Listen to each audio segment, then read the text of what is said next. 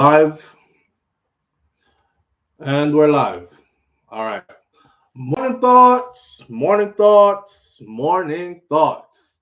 Shout out to the one person tuning in this morning with the one thumbs up. Big up yourself. That one person that tuned in and hit the one thumbs up. You're the greatest. One person, one thumbs up. I like it. Shout out to the people going out to work this morning.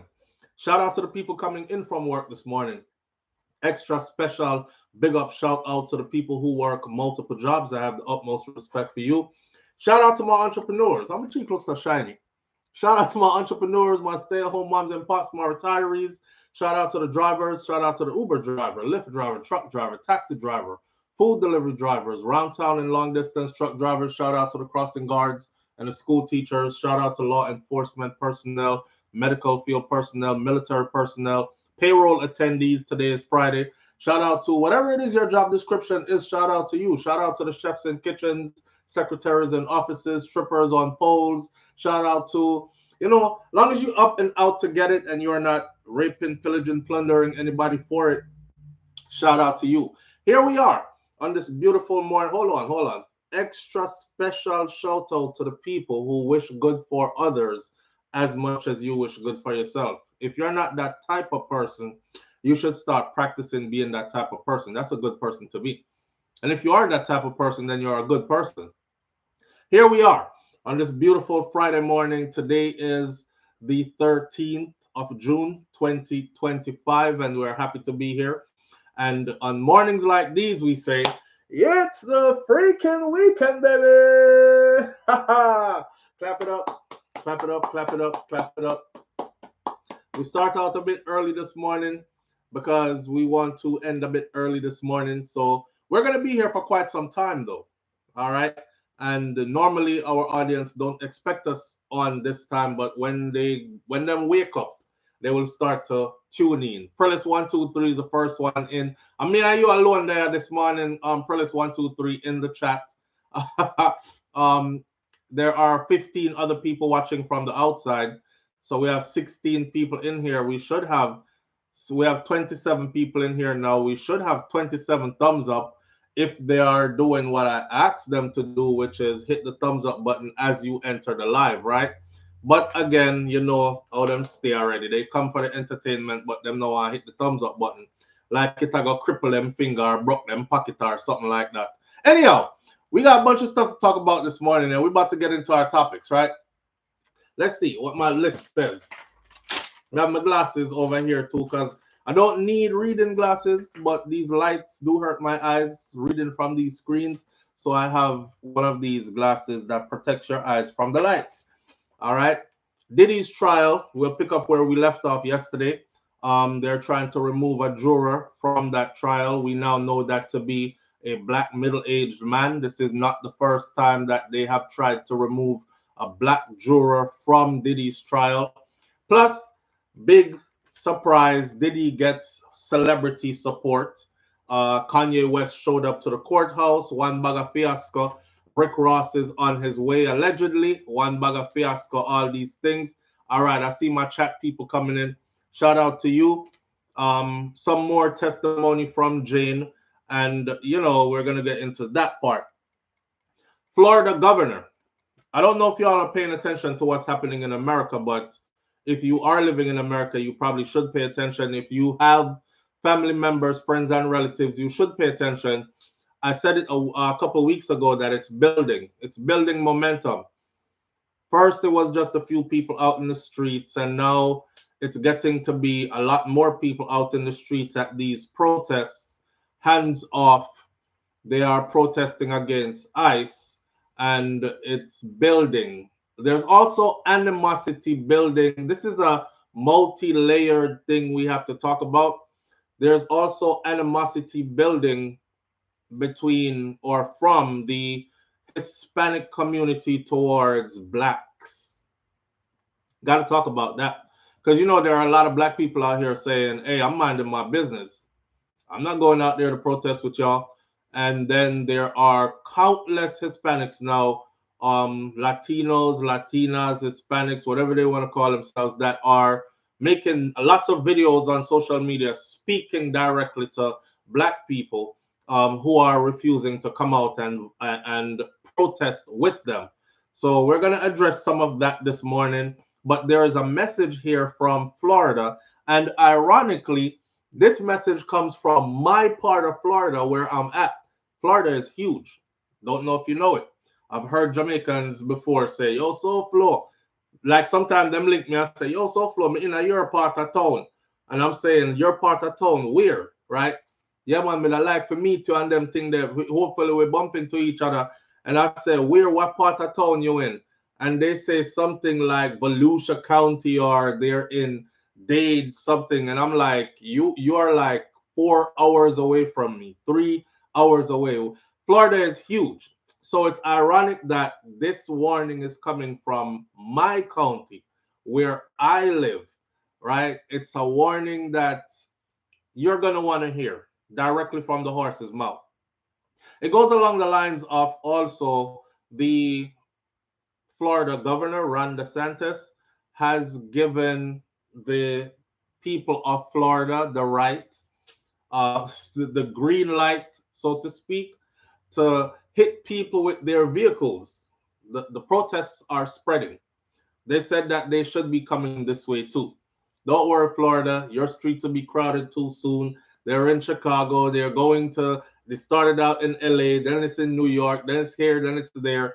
And Florida is saying, don't bring that S over here. Do not bring that mess over here. We'll tell you what's about to happen when you come this way. So we're going to play some of that so you can hear that. A judge rules against Donald Trump again.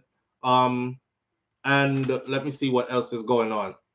Every person who is a celebrity that is in the P. Diddy case is going to be named this morning on right here. Not only that, also the reason why they are there. Anybody was in a freak off video, anybody was sleeping with somebody else, that name got mentioned, anybody XYZ, all the celebrities, the salacious stuff. There's a movement going on to move Jah Cure's music off of all media platforms, especially radio. And I don't know how I feel about that. Well, I do know how I feel about that. I'm not for it, but I want to hear what my audience has to say about that. And then, of course, to tie all this in, we have our special message to the Latino Hispanic community that coming from a black man. And I hope they listen, right? Because I'm going to say it with love, with no division intended. But there's also a video here that I want to play for my audience of uh, a discussion about us, black people, and where we stand as far as Mexican families are concerned. The matriarchs and the patriarchs of the Mexican families are concerned. So we have quite a few things to talk about this morning, all right? If there's anything on the list that you would like to talk about because you think that it's so urgent, then feel free to say, SouFlo, have you seen this? Or talk a little bit about this now. Because, you know, we have a computer right there, so and it's 2025. So it's easy to just gather some credible information quickly and say our two-piece on it or allow you to say your two-piece. The phone lines are open. The number is on the screen, pinned at the top, 1-806-587-8953. That is our WhatsApp number. That is also our business number, but you can reach us on WhatsApp. So if you have any breaking stories, any inside information, any topics you would like for us to cover, advertisement, hosting, whatever else there is, collaborations, etc., that's the number to reach us at as well. All right, and here we go. Starting off, shout out to Prellis123. Thank you for being here this morning. Thank you for being the first one in this morning. Make me feel like something never there by myself. Shout out to Reggae Girl, big up yourself. Thank you for being here this morning. Prellis says, I was just scrolling and I realized that you just came on, so there was no notification. And that's why the people are not here yet, because they don't get notification. Been trying to work with YouTube for the longest, been telling them my audience is not being notified, but you know, to no avail. We're not getting any help. So all we can do is ask the audience to please show up. Show up daily because we're here daily. Stay on alert because we're here, right? So thank you for being here. Simon G is in the building. Reggae Girl says, a peaceful protest, please. How about no protest? How about no protest? We're going to talk about that part. Let's Ban TV, big up yourself. Thank you for being here, brother. Asarin Odetta is in the building. Raddy's daughter is in the building with us this morning. Miss Goldie Robinson is here as well. Trini L. Bay, it's the freaking weekend, baby. And we are here and we are ready to enjoy it. Raddy's daughter says, same thing for me. I was just looking for something on YouTube and I saw that you were on. I saw them do it. That's how they do us, you know. Like I said before, though, yeah, this is one of the situations where you can't talk bad about the boss because you will end up fired. Read between the lines. It's actually in your contract. So we ask for help. We don't get the help. We just keep it pushing, you know. Who's here is here. Who is not, I guess they'll catch it later. It does affect the channel and the growth of the channel, but I guess that's what the intention is. Some people get speedy growth and some people have to really grind for growth. Either way, we're not afraid of hard work and we don't expect anything to be handed to us. So we enjoy what we do and we keep on growing. All right. Just support the thing and I appreciate you for supporting the thing. Let's start out with where we left off. We left off yesterday at Diddy's trial. So I don't know if you know it or not, but according to reporters, Kanye West and Rick Ross have expressed their desires to show up at the courthouse. Rick Ross, I'm not so sure about, but Kanye, when I first heard it, I thought the reporter was just trying to put out more salacious information, like, you know, rile the crowd up. But Kanye West actually showed up at the courthouse. By the time I woke up this morning, it was all over the news. Confirmed. He did show up at the courthouse, but he did say he wanted to go support Diddy because, you know, we've been talking about how come everybody that's a celebrity disappeared on Diddy.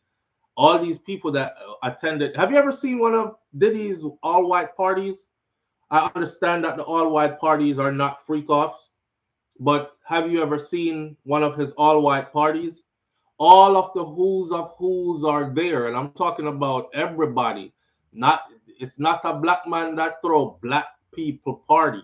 The Ashton Kutchers are there. You name the list, they're there.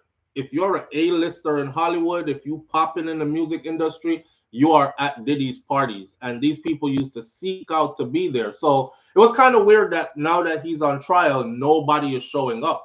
Or maybe we haven't gotten to that part of the trial yet where they feel like it's time to show up and make an impact. Kanye West showed up yesterday, and it was a big deal. It was a big deal. He was not allowed into the courthouse. He was actually escorted into another part of the place where they had to do some kind of talk. I guess what the reporter said was the government does not want him there. This is the reporter's words. I guess when they refer to the government, they're referring to the prosecution and probably the judge. The government does not want Kanye West at the trial supporting Diddy. You might wonder why. He went on to say it is because they feel like he might influence the jurors, or the jury pool to lean towards the yay side of things, which is kind of, I don't know. I think they have people there. I think Kanye West should be allowed to be there too if he wants to be there. If he wants to show up, I mean, he's the only celebrity that has stepped forward to show up for Diddy, right? So why not? Why shouldn't he be allowed to be there? You know, another thing that I realized that they did when it was Diddy's birthday, his children gathered on social media, right, on Instagram, to all of them sit together, because usually at his birthday they would all be around their father to celebrate his birthdays, and then he would go off into the evening and have these big parties And then after those parties would be the after the show, it's the after party, and after that is another after party, the after party where the kids wouldn't be there. So he wasn't around, so they decided to do it on social media. Do you know that the prosecution took offense to that? And the prosecution said they're trying to influence the outcome of the trial, and the trial hasn't even started yet, by simply gathering to sing happy birthday to their father and say, Dad, we love you, we miss you, and we're here for you. And I thought, that's crazy, because they never said anything about all these media houses that were allowing everybody to tell a story and broadcasting it as if it was true. These stories aren't vetted. These stories come with no proof, but yet they're allowed on every major news media network, right? About Diddy. Every week or every day we get up is another new one, and another case, and another filing, and another person accusing him of this, and another one accusing him of that. So everybody is like, damn, he did a lot to a lot of people. Come to find out, majority of those don't have any proof, but they are allowed to air. But his children gathering to sing happy birthday, his first birthday away, was a problem. Was a problem. Crazy. Anyways, let's get into some of this right here. So, a surprise controversy surrounding a juror, one particular juror, erupted on Wednesday as the 25th day of Sean Combs' sex trafficking trial opened. U.S. District Judge Arun Subramanian, this is the judge who is presiding over the case, he told a hushed courtroom that he is considering removing this one juror of the 12 jurors after prosecutors suggested that the man demonstrated a lack of candor with the courts. Lack of candor, we said yesterday, looked it up, it means he's basically acting like he's leaning towards Diddy's side. He's not really into what the court has to say. His emotions aren't raw on his face. In other words, they're not really feeling him. Neither the judge nor the attorneys in the case detailed the specific issue that's at work. Defense attorneys, however, took issues with the possibility that juror number 6 might be thrown off the panel. Diddy's lawyers have a problem with it. They noted that the juror is a middle-aged black man from the Bronx. Diddy's lawyers accused the prosecutors of a thinly veiled effort to dismiss a black juror. It's not the first time that Diddy's lawyers have accused federal prosecutors of attempting to unfairly remove black jurors. During the first week of the testimony in the trial, when both sides finalized the jury, defense attorney Mark Agnifilio accused federal prosecutors of bias after most of the government's 9 peremptory strikes were used on black prospective jurors. So in other words, then, they have the jury pool and they can pick from who's going to be a juror in this case. They said they have nine strikes they can use. Each side has 9 strikes they can use to say, nope, don't want you, nope, don't want you, nope, don't want you, don't want you. And the government side, the prosecutor side, used majority of their 9, I believe it was 7 of their 9, to strike out potential black jurors, which Diddy's side pointed out that, don't you think that's kind of weird that they're getting rid of all the black potential jurors for this case, right? So this ain't the first time that they argued this. The judge rejected the defense's challenge, saying that the government had provided race-neutral reasons to strike the jurors. I want y'all to pay attention to something I'm about to say. I went and looked up who Judge Subramanian is. He is the first Indian judge of his kind. He is the first Indian judge to make it to that level where he is at, and to be seated in the position that he is. Huge accomplishment, first Indian to do it. Then I went and looked up like their background and how they feel about black people. I don't want to say the judge could be, but the judge could be. It's kind of like the Hispanic community, where every time you say to one of them, that whole oh no, papi, I know black, I Spanish, that whole, and try their best to disassociate themselves from, and behind closed doors have disparaging things to say about a certain community. Oh, we're going to get into a lot of that this morning. Yeah, Judge Subramanian strikes me as one of those kind of judges. A couple of times, well, 2 times so far, yes, a couple, 2 times so far, Diddy's attorneys asked for a mistrial. And the first one, I thought, he's not going to give it. He still wants to hear more and see more. The second one, I definitely thought he should have done it, because the jury pool is now tainted by something that the prosecution did, and you can't rewind it and you can't fix it. I'll be really specific for everybody that's listening. The story that Cassie's friend was allowed to tell about Diddy hanging her over the balcony, because she was not just Cassie's friend, she was Cassie's drug dealer as well. And Diddy was trying to get Cassie off drugs and was telling her to don't bring no more of this shit to her. I don't want her on this no more, right? Hung me over the balcony. Kind of like the story about Vanilla Ice and Suge Knight kind of thing. If you could imagine somebody hanging you over a high balcony, like, I'll drop you off this shit. They started calling him Diddy the Dangler. That's, once the juror hears this, the jury pool hears this, it's hard to subtract that from their minds.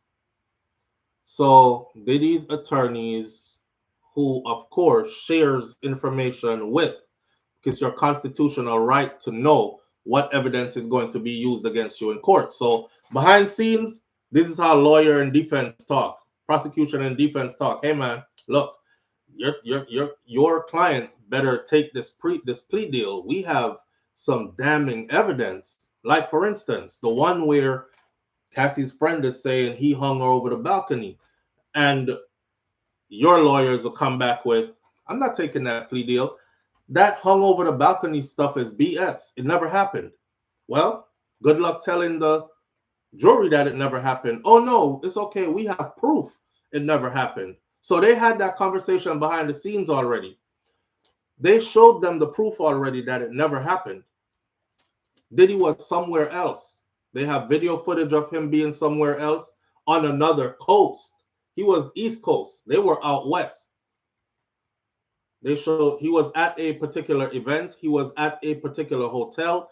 When the itinerary for booking into the hotel, the surveillance camera footage, he was not there at all. So prosecution should have never allowed that testimony to go into the courtroom, and yet they did anyways. And after it was done, now Judge Subramanian is like, okay, let's strike that part from the juror's memory. You can't strike that from my memory after I heard all that. So based on that, Diddy's attorney said, hey man, I see what y'all did. Listen, that's grounds for a mistrial. The judge for the second time said, nah, let's go on with the case, right? Keep everybody on the same page so you understand what's going on. So the judge told Diddy's attorneys that he would decide what to do by today, Friday, concerning the dismissal of this juror number 6. And Diddy's lawyer resumed their cross-examination of a woman who's accused the mogul of coercing her into intercourse, which is, we all know now, this individual to be 50 Cent's baby mama. She's still on the stand. She must be tired of testifying. She's been on the stand all week. She's been testifying for a week now. They had a 3-year relationship, which still is going. The woman testifying under the pseudonym of Jane, she told jurors during questioning from prosecutors that Diddy strung her along for years in what she thought was a loving relationship. In reality, she testified that she was used by Diddy to satisfy his extreme sexual appetite that played themselves out in days-long orgies that she calls hotel nights, not freak-offs. She testified that these drug-fueled sessions allegedly required her to have interaction with males while Diddy watched and directed and feel up himself.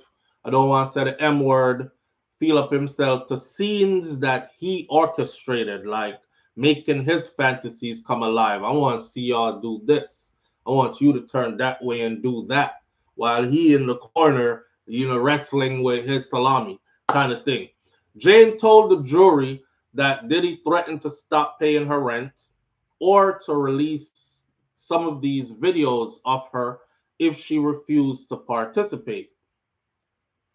Prosecutors are arguing that Diddy used his wealth and his status and his business empire to coerce Jane and Cassie and another ex who was the prosecution's star witness into participating in these parties and forcing them into silence. And Diddy pleaded not guilty to these charges of sex trafficking, racketeering, conspiracy, and transportation to engage in prostitution. He said he's not guilty of any of these charges. These were relationships that he had, legitimate relationships with people, and they were consenting for a time being. His lawyers argue that all these encounters were consensual and that Diddy led a or polyamorous lifestyle that was strictly legal. So the defense attorney spent most of Wednesday into Thursday trying to use Jane's own words in text messages to show the jury that she was a willing participant in Diddy's sex life, not the victim, not forced, not coerced. Diddy's attorney, Tenny Geragos, spent the better part of the day grilling Jane, showing the jury multiple messages between Jane and Diddy that suggested that she was the one who was always initiating these encounters. One of them said, "Hey, what are you doing, baby?" This is what Jane wrote to Diddy in one message that was read to the jury. "Are you horny for me?" In one message, Geragos was able to extract from Jane the testimony that Diddy obliged one time when Jane said she did not want to engage in a performance with a particular male worker. During another part of her testimony, like she told him, "Look, I don't want to. I don't want to do it with him. I don't like him. I don't want to do this." And Diddy said, "Okay, it's all good. No problem." And they were able to show that in text message in the courts. During another part of her testimony, Jane told the jury about two other instances when she declined to have whoopee with other male escorts because she was not attracted to them. Jane also testified that there was a 2-month stretch in 2022 where there were no hotel nights, which we talked about yesterday. And during that 2-month time, it was after she had celebrated her birthday and he went away to Turks and Caicos with Young Miami, and she saw it over the media and she got upset and she threatened him that she will be having no more freak offs for him unless he comes back now. So he cut that vacation short, came back, and she didn't do anything for the next 2 months. No free calls for her for the next 2 months. She was wrapped up in his arms for the next 2 months, spending one-on-one time, which made her feel really good. Remember, this is a person who didn't even want her to call him her boyfriend. And in one of her notes, she says, "You're my best friend, my lover, my boyfriend, my everything." And I know how you hate that word. He didn't want the boyfriend thing. I guess it was more like, we got something going, but I'm not exclusive to you, so don't call me your boyfriend. And every time she used boyfriend, it would trigger him, right? After Jane complained to Diddy about him spending time with another woman, she said he then invited her to leave the relationship. If you have a problem with this, leave. You don't have to be in this relationship, right? I thought this was fine. This was the agreement, but now you're getting out of control with this jealousy. You are free to leave, it said. It's not right how you're treating me right now and how you're doing me. And the last thing I'd expect from you is coming at me sideways about a girl that you like, was her response. Because he said, leave. Jane then said, you completely had your way with me. You have me feeling so taken advantage of. Diddy's response was not read aloud, but Geragos characterized it as he was saying, if the relationship was as toxic as you say, you are welcome to leave. And you know that, right? And Jane replied, yeah, that's what he was saying. He was saying, if I can leave if I want to leave. Cross-examination. His attorney asked her, was he saying you can leave if you want to leave? And she said, yes, that's what he was saying. Now, during days of directed examination, prosecutors used Jane's words to try to highlight a pattern when Combs would allegedly host Jane for a romantic weekend, which, now this is the prosecution, right? Which she said she believed would not involve having intercourse with male escorts before pressuring her to participate in these so-called hotel nights. She told the jurors that she regretted going on the trip in 2023 to Turks and Caicos because Diddy pressured her once she got there to have whoopies with a male escort by the name of Paul. Now, on cross-examination, Diddy's attorneys get at her. Defense attorneys introduced evidence showing that Jane expressed gratitude, actually, for Diddy during that trip after all that was done. So they're saying on the stand that is not what our evidence says happened after it was all done. This is the same trip where she had with that particular Paul. She wrote, you are truly a blessing in my life. Have never had a man take care of me like you. This is what she wrote in a text message to Diddy during the trip after that session. I feel blessed to have you in my life, and I only wish to be a blessing in yours. Diddy's attorneys were able to play these into the courtroom. Then Jane became emotional. Once they played that, she started to cry. And she testified about the text, saying she could not continue reading the entire message. Diddy's attorneys have a thing, right, where they let the person who wrote the message read the message just so they could look at it and say, did you write this? And she said, yeah, I texted that to him. Okay, do you remember texting this to him? Yes, I do. Okay, could you read this for the audience, the jury, so loud enough so everybody can hear you? And she did. And after she read how you are a blessing in my life, I've never had anyone take care of me like this, and I only want to be a blessing in yours. This is after they just did that event. Hotel nights. She couldn't read any further. She started to cry. And she testified about the text, saying she could not continue reading the entire text. She also testified about being pressured to have whoopee again. We're going to use the word whoopee again with 3 male escorts in Miami after Diddy invited her there to Miami. Won't you fly out and come spend my birthday with me? Her birthday, rather, with him. She said, I was given my gift. I am given my gift. I'm taking a pill and waiting on an entertainer, Jane said, describing a pattern that she testified defined her relationship. I'm given a gift. I'm taking a pill. I'm waiting for an entertainer.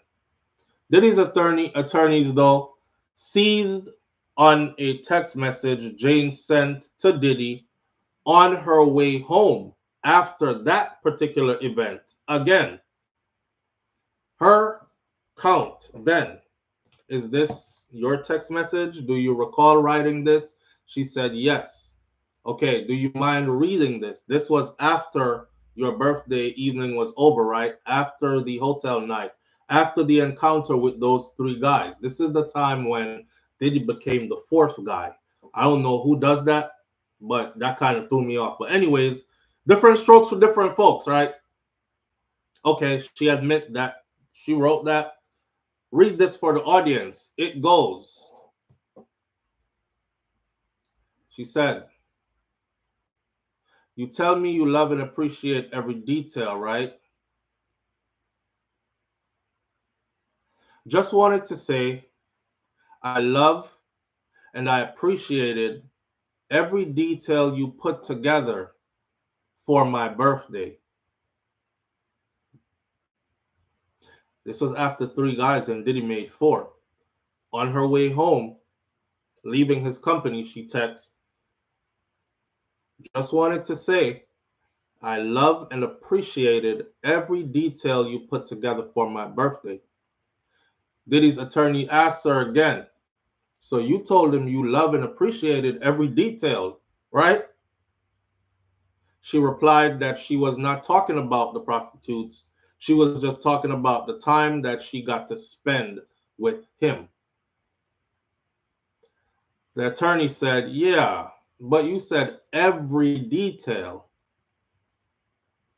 And she responded, yeah, every detail in regards to him and spending time with him. Mind you, she testified that she went through 3 guys first and then cuddled with Diddy after. He finished last and cuddled with her after. Boy, reading some of these, man, all I could say to men is try your best to stay in your daughter's life. Try your best. If you got daughters, try your best to stay in their life, because I don't see how, if I try to put myself, I'm born a man, I've been a man ever since I became legally aged man. I've been a boy my whole life, so I probably can't relate, but some of y'all need to help me out, right? But I'm trying to put myself in a female's position, and I don't see how I could be madly in love with a guy who wants me to sleep with 3 men before he be the 4th one in the same night while he watches, and then I'm so craving his cuddling that I'm gonna do all that just to get to his cuddling. Big up yourself, King Biggs. Naya TV says, LOL, Diddy is so gross. I have not been following this trial at all. Yo, listen, it's crazy that y'all say Diddy is so gross. And I thought about this yesterday. None of y'all women are willing to say these women were so gross either. You know what I mean? He could be gross, but they're gross as hell too. They're the ones that slept with 3 different guys in order to get to him so they could cuddle him. Kind of remind me of this this time that 2 Chainz was performing in his city in Atlanta, right? It was a big deal. It was going to be a big show. There was a girl that, the video is still out there. There was a girl that snuck behind stage. And she had to go through like 2, 3 layers of security. And she was telling the first security guard, ah, so I could get to 2 Chainz. I don't know how, because he was laughing when she got there. When they let her into his room, 2 Chainz said, you came through about 3 different security guards to get here. How you did that? Everybody is laughing. 2 Chainz, in his southern way, he was like, listen, baby, we ain't stunting no pussy around here. I got my wife with me, right? And that's the first time I was like, yo, I got mad respect for him. He said most of his shows, his wife goes with him. And for reasons like this, he don't want no temptation.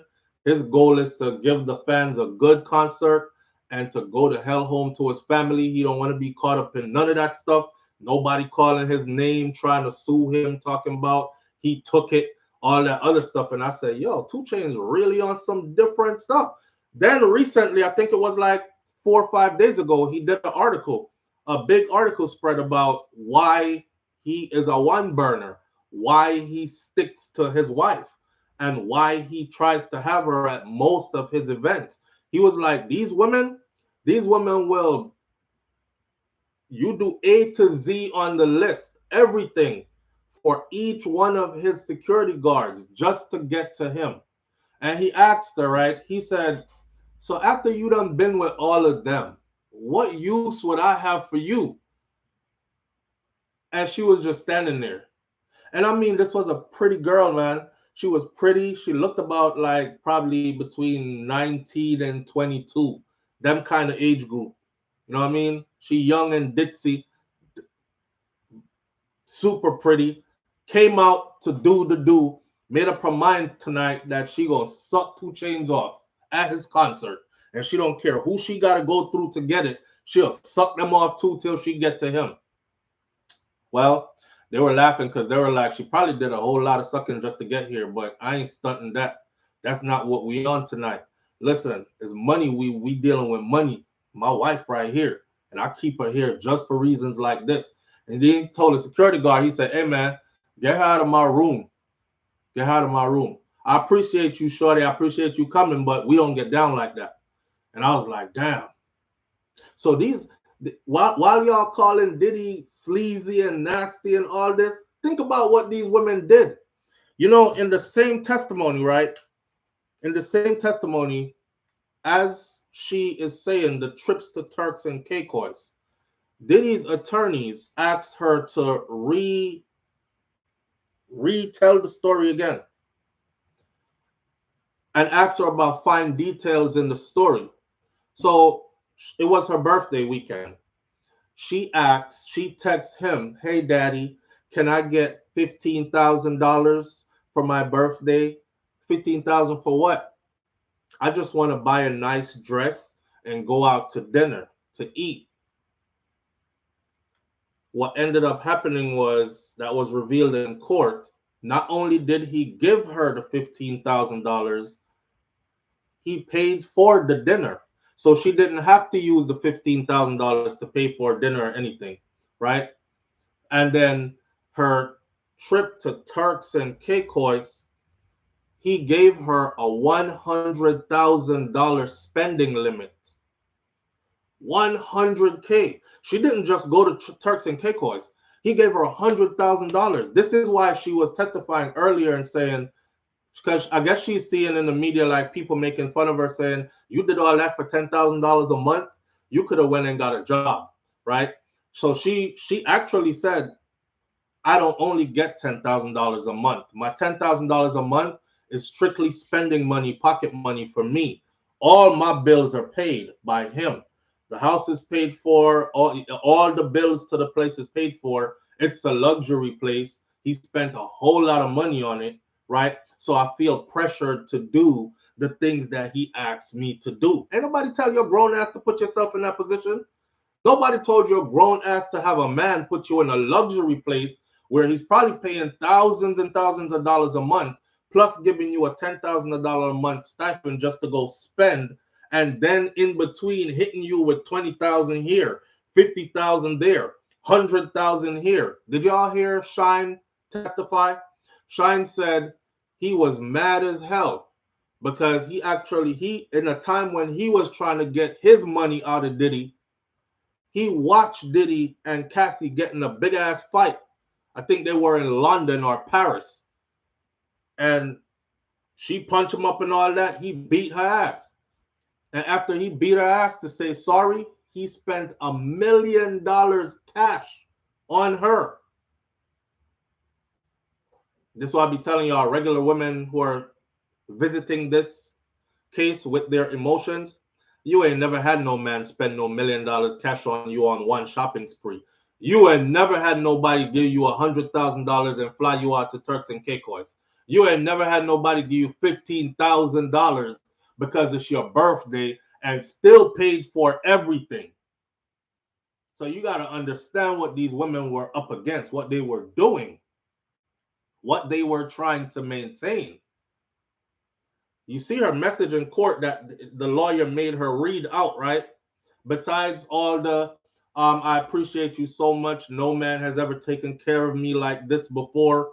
This is while driving away from 3 ninjas running through you, and he was the last one to go. And you were the one to organize it. Because I got to get guys that I like. Right? Right. Ain't no coercion over there, man. That's all. You know, I look at this as this is just kind of like the girls that fly out to Dubai, right? And the man them squat over them and they wash it off and come back to the US with a stack of money, and you see her in her nice car and her nice condo or her nice house or whatever. She can't sue them Monday in Dubai. She can't talk about she was coerced. That's something she made up her mind. Y'all act like women don't be making up their minds like this is what I have to go through to get it. I forget. I don't listen, mature up myself already to Brock John who couldn't give me nothing. He might cheat upon me too, and the boy couldn't even give me nothing. So why not do everything a rich man said? Look how much he gives me. They do. They do. And that's all his lawyers are trying to prove. But I don't even think his lawyers have to prove that anymore. As far as the juror that they're trying to throw off the case, I think the juror, his body language is telling the prosecution that I'm tired. I am sick and tired. Every day I come in here, I hear y'all with the same. When are you going to show me racketeering? When are you going to show me sex trafficking? Because that's what we're here for. I'm tired. I don't want to hear no more of this. His girlfriend mad and she said she's gonna not do his freak offs anymore because he with another girl on a yacht somewhere. So he gotta cut that trip short and come back to her. I'm tired of hearing all that. These women are consensual. You know, I said this from the beginning, right? I said Cassie deserved that money. The only reason I said Cassie deserved that money, and I said it then, I'm going to say it again. The only reason I said Cassie deserved that money was because I separated her private life and the sexual stuff that was going on with Diddy I separated that from her business life and herself as an artist and wanting to be a successful artist. What we have known over the years that Diddy did do was he stole a lot of artists' publishing. That's the reason why you have groups that like 112 in them that worked with him before that they're not rich off of their own stuff. But he has the yachts and the private jets and the mansions and stuff. That's their stuff. That's their stuff. Look, Mace, I think Mace just got back his publishing from Diddy. And he even offered to buy it back for, what, $1 million or something, couple million. Diddy said no. Why would he give it up to you? He was making millions off of it. So eventually, when the cry came loud enough, he gave Mace back his publishing, right? But Cassie's publishing was in Diddy's pockets. And as a person, I'm a person of the arts. I love seeing an artist develop their stuff, hit success, and blow.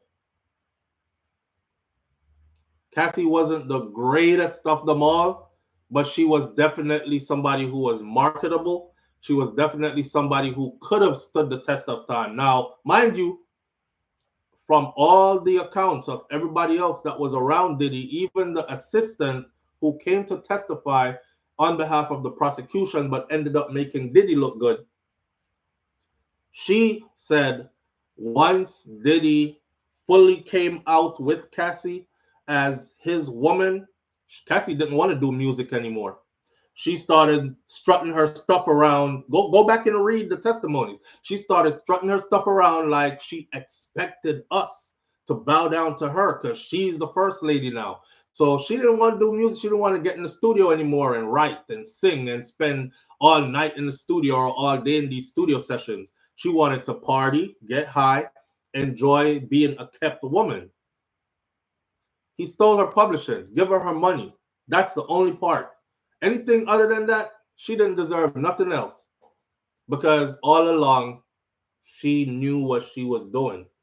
You know, why run down the music when I don't even have to? You got to stay up all night and write a song and record it and put it on repeat and make sure you get it right. Then go through the mixing and the mastering and the editing. Then go through rehearsals. Then get ready to go off on tour and all this. I don't want to do all that.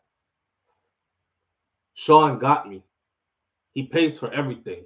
Punched me in my eye and then took me on $1 million shopping spree. That's wild.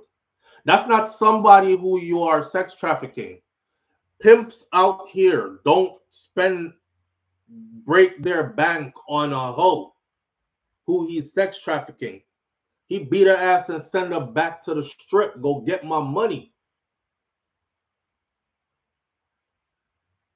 You don't get flown around the world, get to live in luxury, get big spending on you. You put yourself in a toxic relationship with a toxic, wealthy man who has fetishes that you were willing to fulfill because it came with a lot of trinkets that the average other man could not give you. What did his assistant say in the courtroom when she said to Cassie, damn, y'all gotta stop fighting like this. And you need to leave him. Her response that she testified said, Cassie said, who am I gonna date? She said, who am I gonna date? Jay-Z is already taken. That's to show you she aims for the top of the food chain. Jay-Z is already taken. Who am I gonna date? Who else is gonna provide me with this type of lifestyle? She could have left. There was nothing keeping her from leaving. She had other relationships with him and they were known while she was with him. He told her to leave. I love the testimony where she said after she was at his house and she was texting, and I guess he walked past behind her and seen who she was texting, and the argument started because it was Kid Cudi. And she was like, I'm going to hurry up and leave before this turns into a fight and I start getting hit or whatever. So she goes to leave. That man didn't block the door. By her own testimony, he didn't block the door. He didn't try to hold her there. He didn't tell her she needs to stay, or he said, go. He said, go. Get your ass up out of here then. Matter of fact, he followed her to the door and she said what? She said, he definitely kicked me with his bare feet because I remember because his footprint was in my back.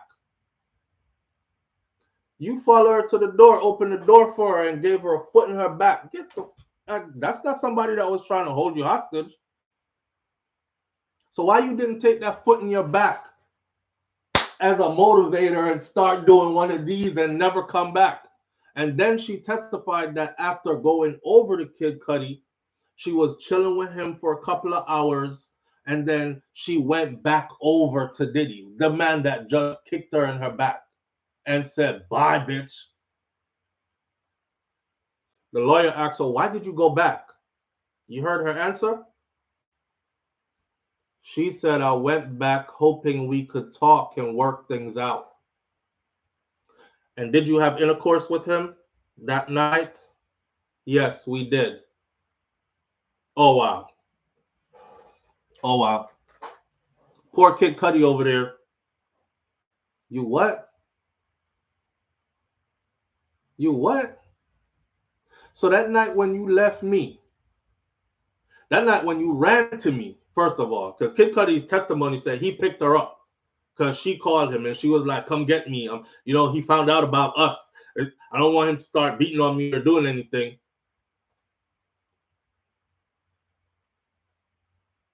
And after I rescued you and took you into my safe haven, the couple of hours we spent together, and you left. I thought you left and went home. I thought you said you just wanted to be alone. You friggin' went back to him? Oh, now Kid Cudi was just finding it out. Brian Steele said, Kid Cudi said, Cassie played me. Brian Steele said, well, it looks like you and Sean got played by the same person. You and Diddy got played by the same person. So these ain't no victims. These ain't no victims. I don't know why women be getting up in arms, bringing their own personal stuff. He's not the guy that punched you in your eye. He's a different person.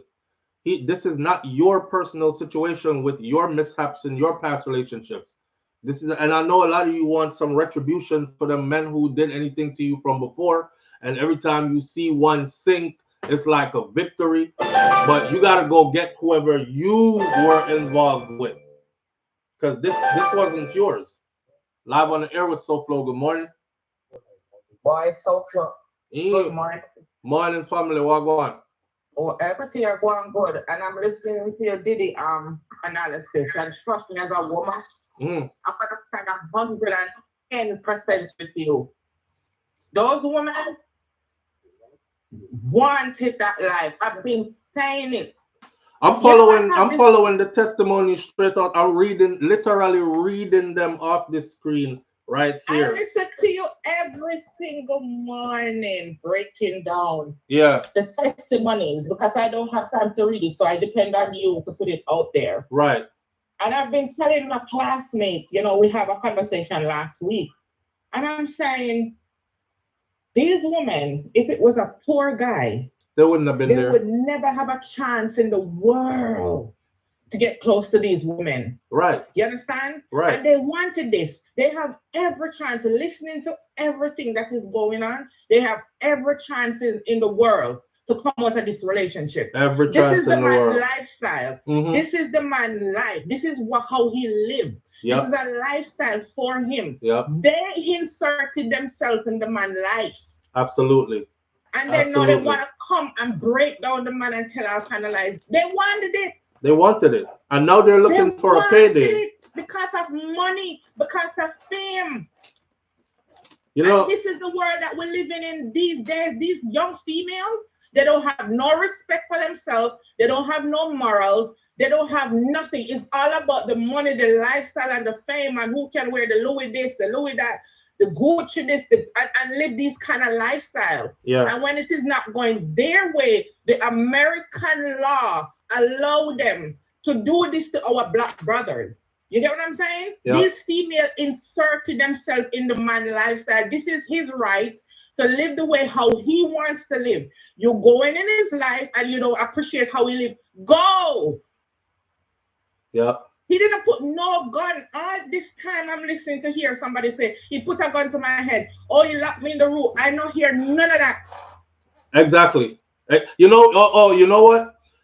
Thank God for technology. Thank God. But I have some more here, some more testimonies, but they're even using video footage from inside his house to prove that these women weren't victims. So this is very interesting, this case is. You know? They're not victims. And I'm standing with you as a woman today. I'm not sorry. I appreciate that. No remorse for none of these females. I appreciate that. They insert themselves in the man's life, and this is how he lives. You wanted it. You choose to stay in it, and this is how it plays out. Leave the man alone. They're too goddamn greedy. These young girls, they don't want to work. They use their body that God give them for money, for riches, for fame, and when it don't go their way, and you know what happened? Why they always try to go off the rich black guys? Mm-hmm. Are they the only one that rape name can call for a molestation and all that? How about the other color people? What happened in here? Mm-hmm. Brothers, you see on the news, they go after them one behind the other about molestation. Are they the only one know how to commit rape and molesting women? They're the easiest ones to be convicted in court. Okay, so let me say this while you're on the phone. A lot of people are saying these women are not doing it for money, but I must remind them they are doing it for money. So the plan, the prosecution, the state has already made clear their plan.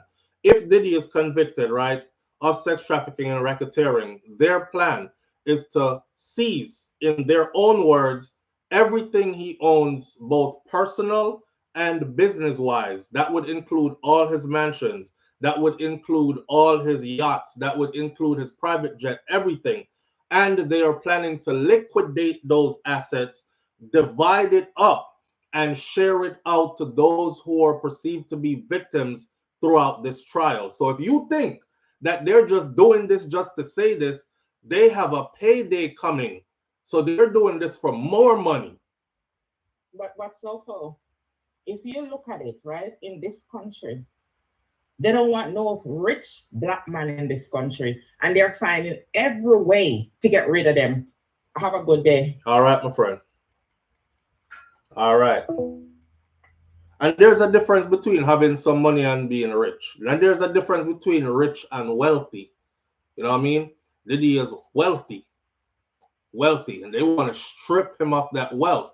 But that's a whole nother conversation for a whole nother day. But just so y'all don't think that these people are doing this just out of the goodness of their heart. Like, for instance, the one who is testifying now, she is in such a confused state because she is like, man, if this doesn't work out, I know he about to kick me out of that house that he paying for. This is my last rodeo. So do I go 100 and say, put him on the dirty side so the state can have him? Or do I murky up the waters so they can't really figure it out? But then in the end, he'll be thanking me like, you saved me. You know, you said what you had to say to save me. She trying to weigh it right now. Well, if they liquidate his assets and they paying out millions, I might never have to deal with him again. But if he win this case, though, I'm not going to be able to get no $100,000 shopping spree no more, flights to Turks and Caicos no more, etc. You know what baffles me? What baffles me is that the judge, I think it was last week, the judge said to the prosecution last week, see, we don't make this up, we follow, right? And then discuss. The judge said to the prosecution last week, this ain't me, this the judge, to the prosecution. At some point, y'all are going to have to start showing sex trafficking and racketeering. When the judge said that, what does that tell you? At some point, you all are going to have to start showing sex trafficking and racketeering. This is weeks into even the judge is sitting there like, but this is not a trial by judge.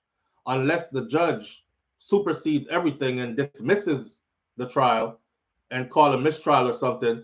But we have to wait on the jury, right? Even the judge is sitting there like, oh my God, here we go again. Like, it's just the same story on repeat, just a different face. They were in relationships that lasted years. They weren't coerced. They're telling me that she's telling me how she punched him in his face, how she broke up everything, all the glass walls and stuff in the house, throwing the candle holders, breaking up the glass. She was wrecking the place. She's telling me how when he decided to react, she ran and locked herself in a room. She's the instigator. Where is this going? I'm still not hearing sex trafficking and racketeering. So he told the prosecution, like, y'all are going to have to start showing what we came for. You know?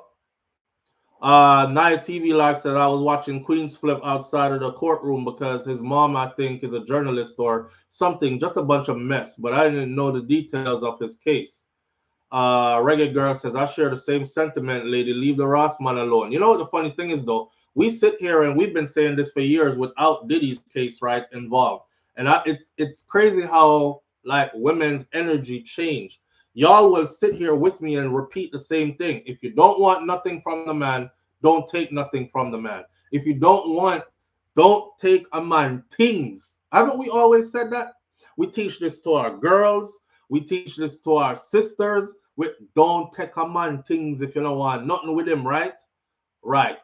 And then stuff like this happens where you're hearing about trips to Turks and Caicos, flights on private jets, shopping sprees in Paris, you know, rent paid $10,000 a month, spending stipend, $1,500 just for a dress to go to dinner for a birthday. What? And then nobody is repeating, if you never want the man in the way how him did want you, like for doing things, you shouldn't have been taking his money because you knew what came with it. You knew what came with it. Especially where they start complaining after years of having to do the same thing. I can see if you did it once and then you were like, you know what? I'm the hell up out of here. I ain't doing that no more. I thought I was just giving you a one-time thing.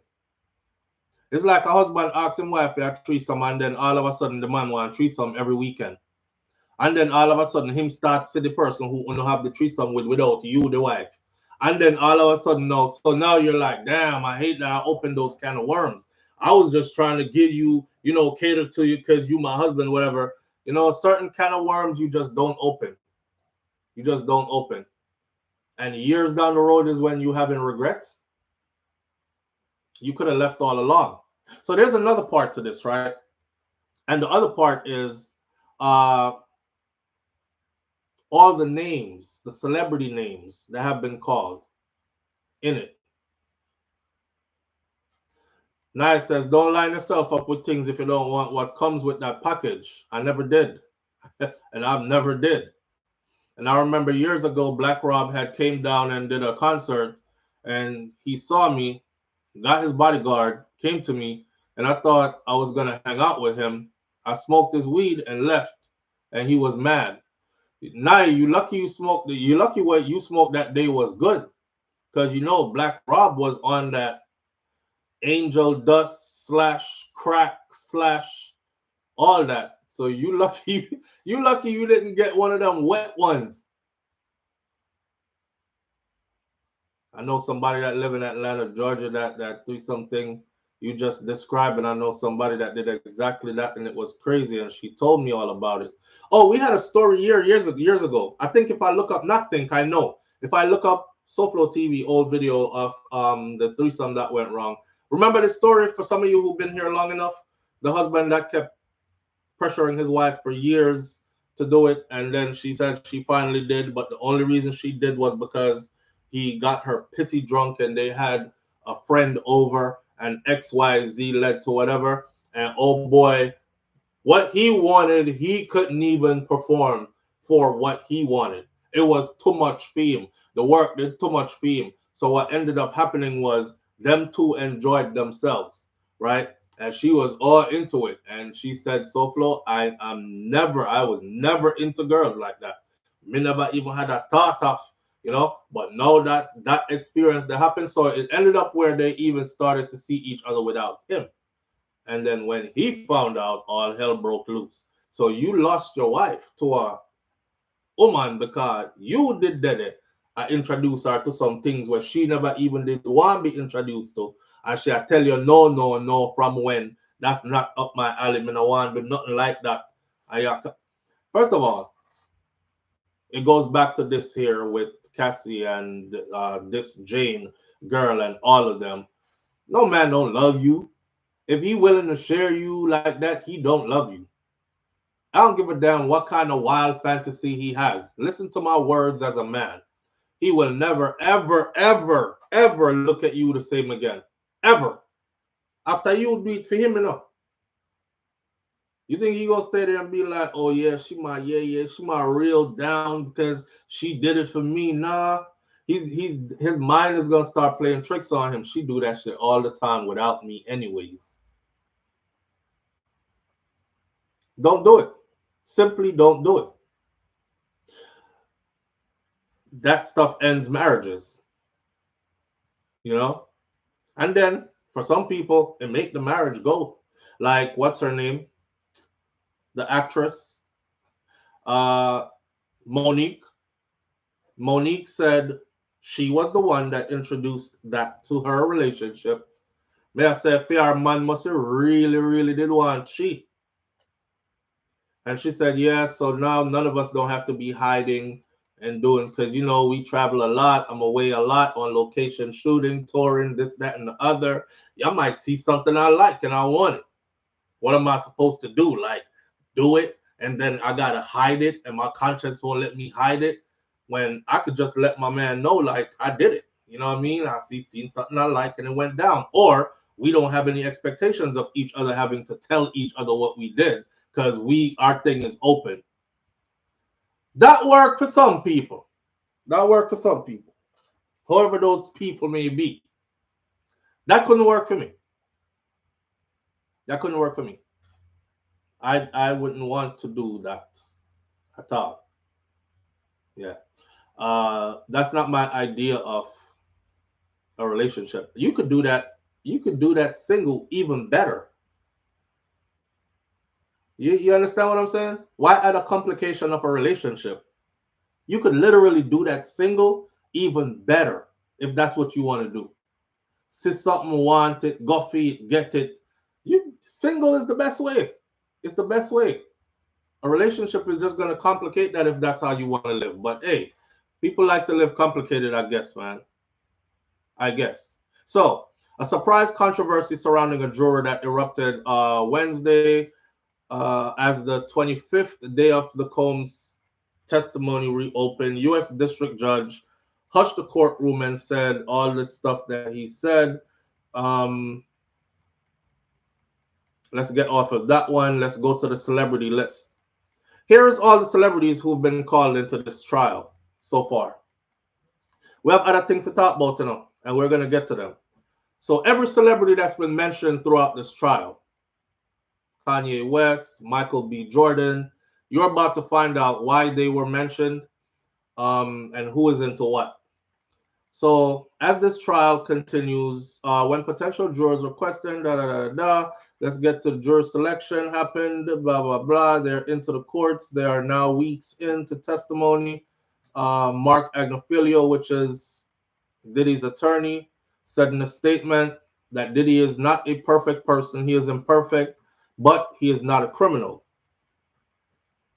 To his credit, Mr. Combs has been nothing but cooperative with the investigations, and he voluntarily relocated to New York that week, anticipating that if there should be an arrest, he didn't want them to go looking for him. He would be right here waiting for them to just come get me. I'm right here.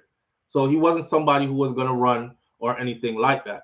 And he said from the beginning he saw biasness, because just based on that alone, he should have been given bail. He never ran.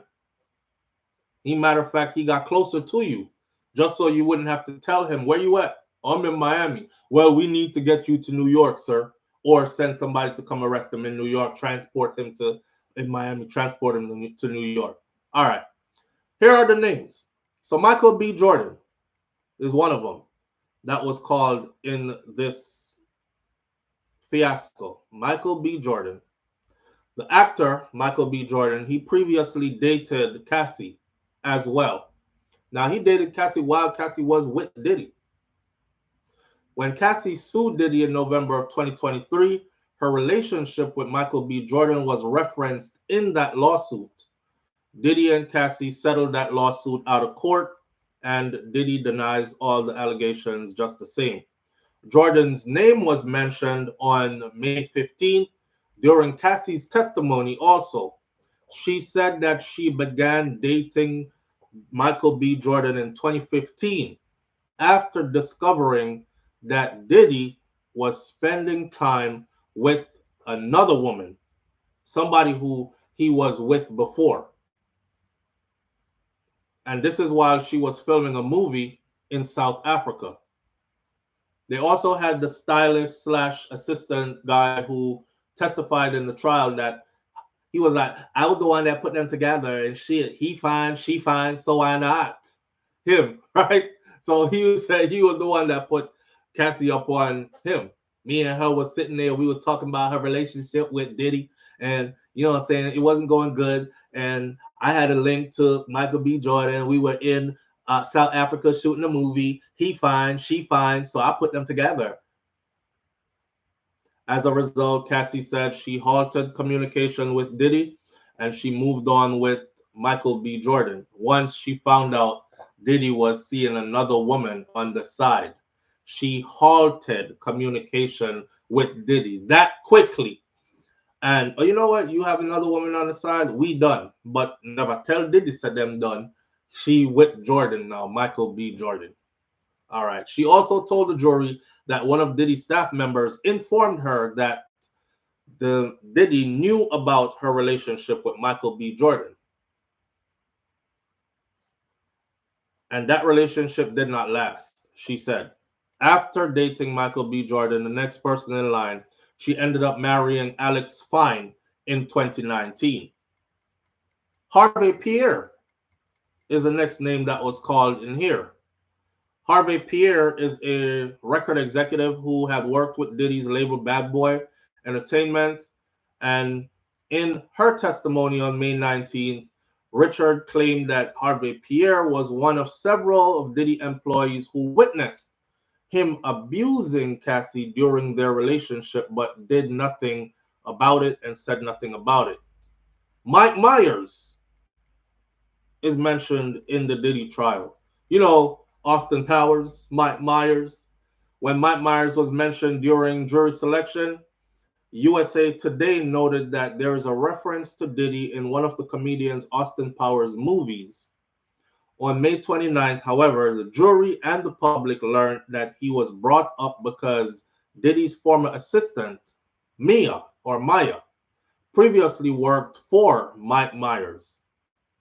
In her testimony, she said that she had hours similar to a typical 9 to 5 when she was working with Mike Myers. And she would occasionally watch his dogs on the weekends. She went on in her testimony to say with Diddy, it was like working 12, 15-hour days, you know, a lot of hours. Of course, on cross-examination, Diddy's attorneys were like, so are you disgruntled because you had to work a lot of hours with him? It's two different industries. You know, he is a mogul in the entertainment industry. He runs the company and all this other stuff. Has a lot of stuff going on. This is music and entertainment type stuff. And when last did you speak to him? She said, I spoke to him right before he got arrested. Why did you speak to him? Oh, because I was trying to get my lifestyle back or my life back. So you wanted to work for him again? She said, yes. But why would you want to work again for somebody who you said traumatized you and did all this stuff to you? When you worked for Mike Myers, you did only like a 9 to 5. For him, it was too many hours and he was messing with you and abused you and molested you and dissed you and fired you and rehired you. Why are you back trying to get back with him right before he got arrested? I don't know. Being around him is quite exciting, and I just wanted my life back. Okay. Dallas Austin. Dallas Austin, a record producer, previously dated Diddy's late partner, Kim Porter. Kim Porter died in 2018 at the age of 47 years old. I didn't know she dated Dallas Austin. Dawn Richards. Dawn Richards was a member of the girls group Danity Kane, which formed on Diddy's Making the Band reality TV show back in 2005. She sued Diddy for sexual assault and battery in September of 2024.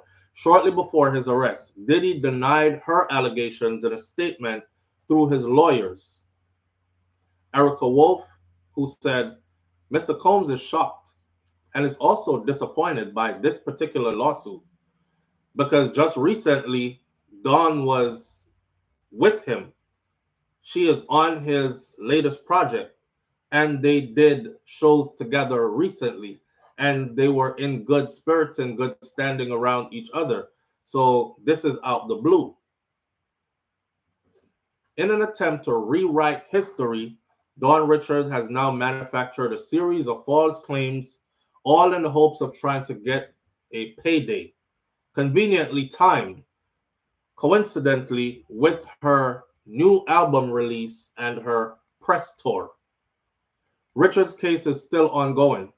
She testified in court on May 16th and to the 19th, claiming that she witnessed Diddy physically abuse Cassie on multiple occasions and also abused her. Well, under cross-examination, she was obliterated. Not only that, Dawn was dating the singer of somebody help me out with the name of the group. I keep forgetting their group. And he has his own allegations against her. When that boy was crying, he's not a boy anymore. He's a man. Dawn is like I believe 7-8 years older than he is. And he said at the time he was new to the industry, didn't really understand stuff was going on, got an older woman. She's in a music group that's doing really well, and they're all signed to Bad Boy. So he figured, he's all in love and stuff, not knowing that Diddy was poking the pie as well. And he just sitting there looking like a fool, right? And he was like, and his friends are like, yeah, but you know what I'm saying? She was a bit older. She's seasoned to the thing. She over there hitting them off while you at the table, she laughing with you. Watch his accusation about Dawn.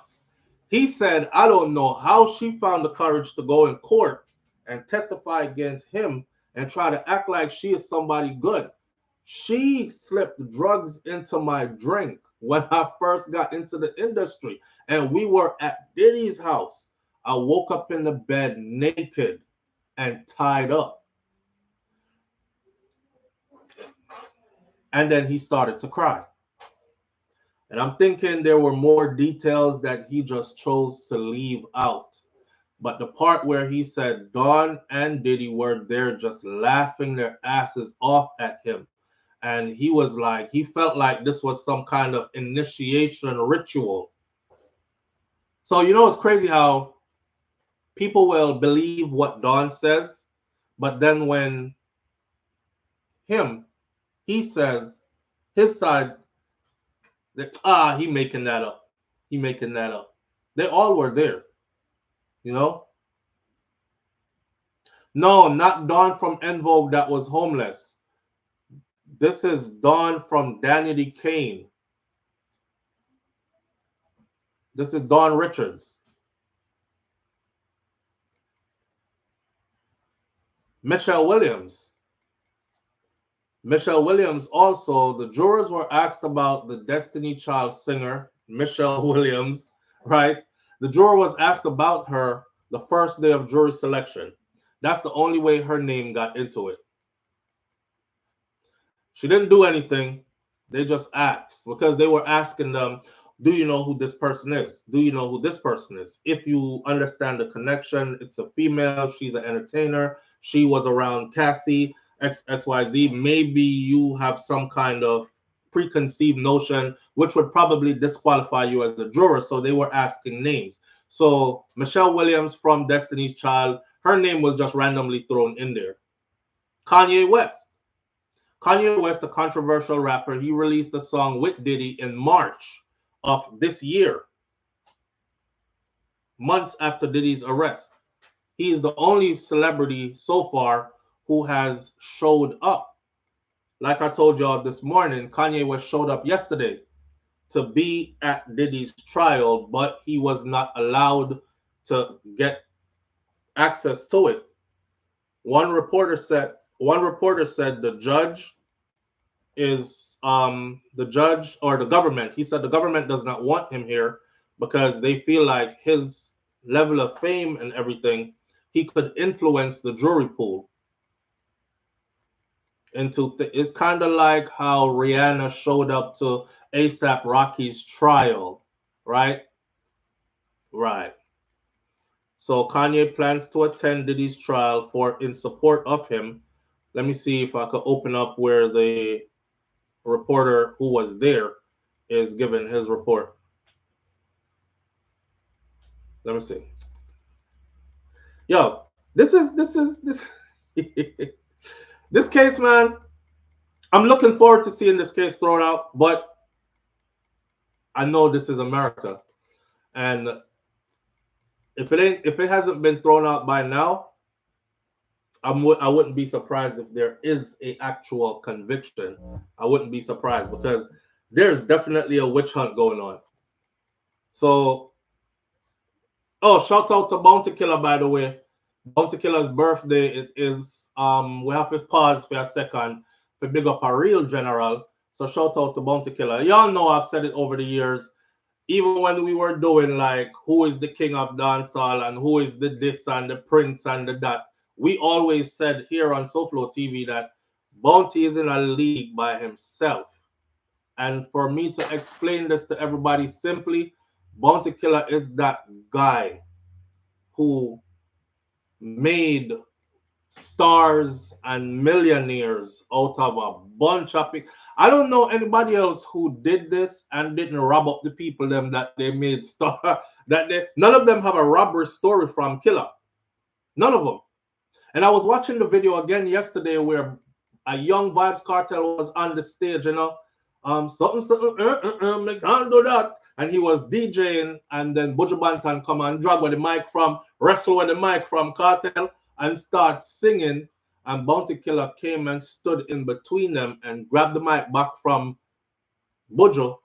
You can't tell, so Buju a real rebel though, you know, from back in them time there. But he grabbed the mic back from Buju and then him stopped the show and he was like, hey, Buju, he said something like, you can't disrespect the young artists them like that, you know, and he advocated for him. So to see where Cartel is now and to know that that is the kind of mentorship I was talking about when I said certain artists who had the spotlight did not bust anybody. That is mentorship. In the studio with the artist, I said, no, don't sing it like this. Sing it that way. Yeah. Your song, you're a good writer, but you're delivering a depth on point. You know, me a killer, you know, me I do this. So stand here so on the mic, right? Or when you perform, hold the mic like this instead of like this. Hold it more up here so the sound echo. Do this, do that.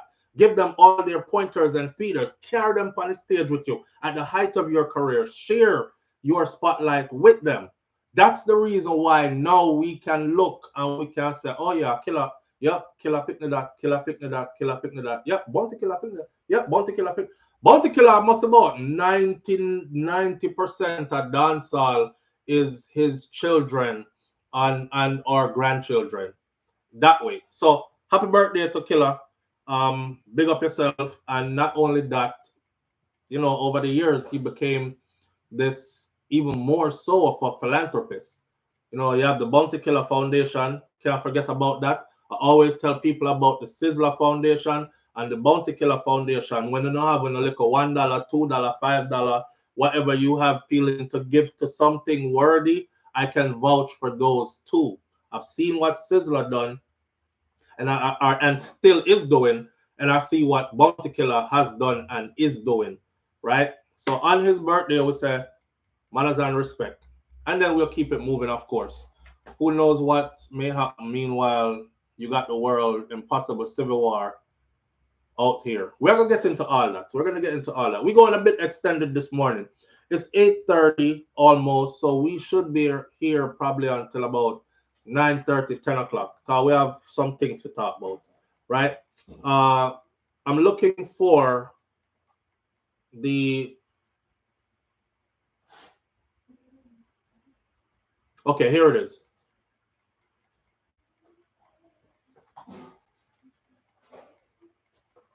Hot exclusive right here for you first. Kanye West was in the building this morning. That is the reason for the freak out, why they had to go into the room, the robe room, because Kanye showed up here this morning with Bianca Sensory. So it's this morning. I'm guessing she was dressed. I don't know. I know they arrived at Newark Airport last night at 9:30 p.m.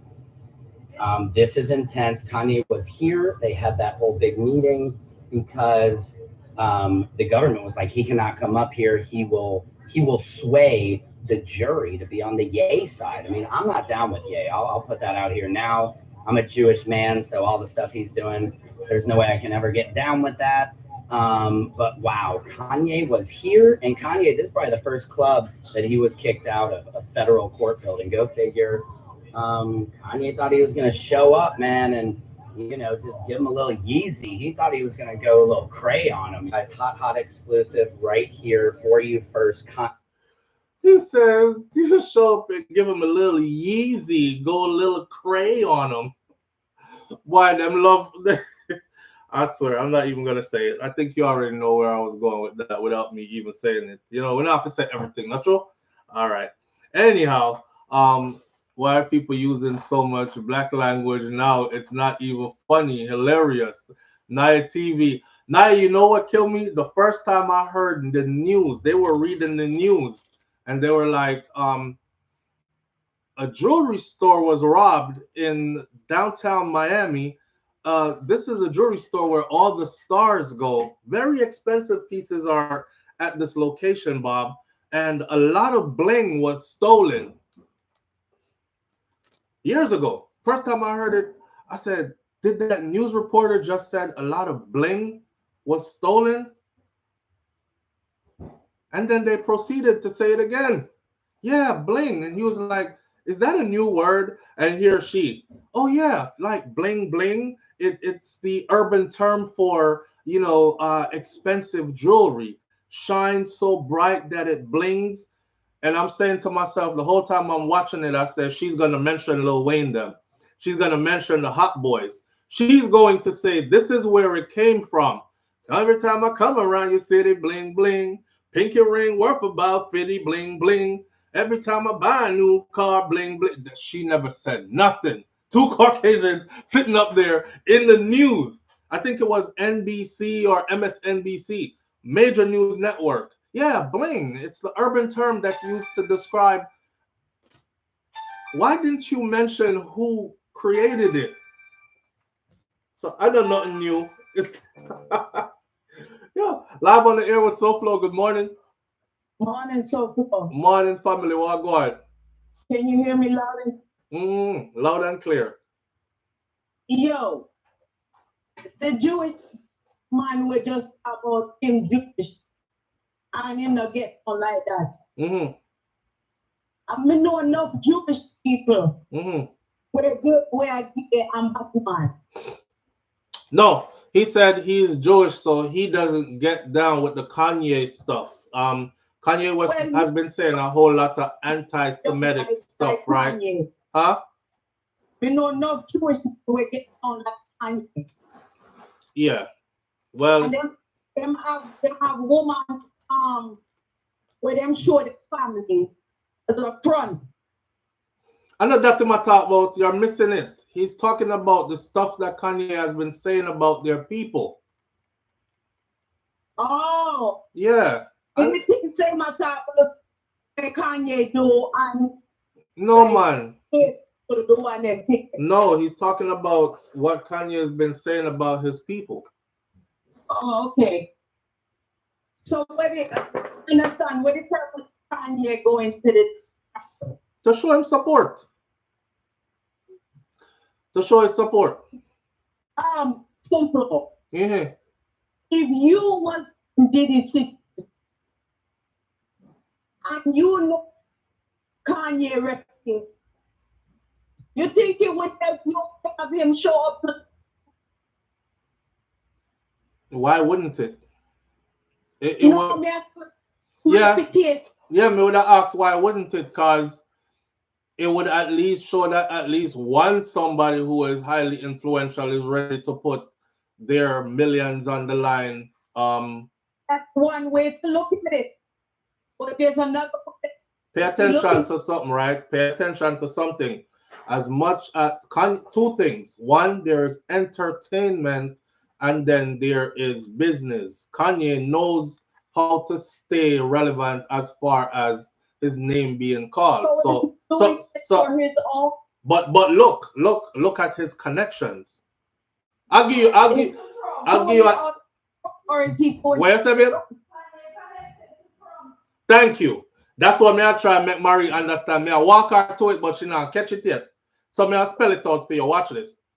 Before Donald Trump got elected as president and Elon Musk riding alongside him, Kanye West's net worth dropped from 1 point something billion to like 400 to 500 million dollars, right? That's all. I believe it was 400 million. He's heavily connected to Elon Musk and Donald Trump. You see, as soon as election call and them win, the man gone back on Forbes list, net worth 3 point or 2 point something billion dollars. Just out of nowhere back so you have to understand the kind of connection game thing where I play, influence thing where I play. At our level, but all of them at all of them parties together, all of them see one another. well, you show up in certain places and things happen. Some people have that pull. Wow. Yeah. All right, now go back to. All right. Yeah, man. So if it was my trial, I would want him to show up. I can't nobody else now show up for you. Don't you think the jury is saying, damn, of all the influential people that he knows and he has worked with over the years, is he really that bad of a person that not one of them has showed up for him? So I would definitely want somebody to show up for me. If I'm scraping the bottom of the barrel and I'm coming up with Kanye, I'm going with Kanye. He's talking about something else, Kanye. That's a lot. All right. So let me see. I'm pressured. Okay, so before I forget this part, we're gonna go back into all the stars that were called, right? But before I forget this part of Jane's testimony, they asked Jane. Jane said it got to a point where she really felt scared for Diddy because he was starting to pop pills more than anything else, and she was like, "Damn, he's drugged up." And I just want to see him be the best him he could be. That's her testimony. So, written right here, that's her testimony. So, she said to him, I want you to get sober. I want you to get good. So she said, Diddy said, okay, well, let's have a sober party. Me that I read what we find out what sober party is, me think that them are go party sober. Diddy meant let's have a freak off one last time before we go into sobriety. I'm going to go, he said I'm going to go 30 days, 60 days, 90 days without anything, but let's do one sober party first. It's the celebration, one last hoorah before we go into the sober party. And they did just that. Did you oblige? She said yes. So y'all had a sober party with workers, men, and yes, the regular. After that happened, she said she felt stressed and depressed. It was like I tried to talk him into getting sober. Next thing, I was high in an orgy. Like, this ain't working out. So I called him and I said, I'm stressed. I'm depressed. And he said, I'm depressed and stressed too.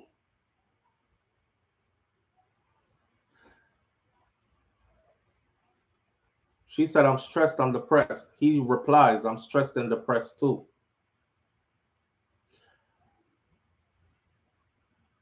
She said,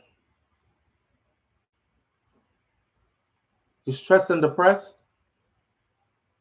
You need company. So she went over to his house to be with him. She went over to his house to be with him. And the footage, video from inside of his house shows that she was there. They weren't stressed and depressed. She was there and they were laughing and they were talking and they were enjoying themselves. And through the videos from inside his house from that same day, you could hear her say to him again, you saved me in so many ways. And I appreciate you truly for this. This is from the surveillance system in his house. You saved me in so many ways, and I'm truly appreciative for this. And Diddy replied to her, you saved me too.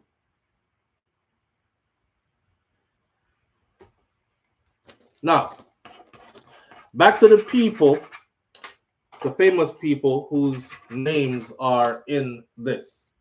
Kid Cudi, his name was called up in it. I didn't even know Kid Cudi was doing so good for himself, you know. The last song I knew about Kid Cudi was Day and Night, which was his first song. And then after that, he went in a dress and I went that way and he went that way. And we just never connected as far as the music went again, kind of thing. I think I outgrew Kid Cudi. But on my other channel, Brainflow TV, I actually did a follow-up recently to Kid Cudi, like his mansion out in California and how he's doing, his annual income, everything. From an artist with Bus from back then, I was, you know, pleasantly surprised to see he was doing super well for himself. Probably way better than majority of the people who you think are doing good. Anyways, the rapper Kid Cudi, he dated Cassie during a break in their relationship, in her relationship with Diddy. According to the court testimony, though, we found out that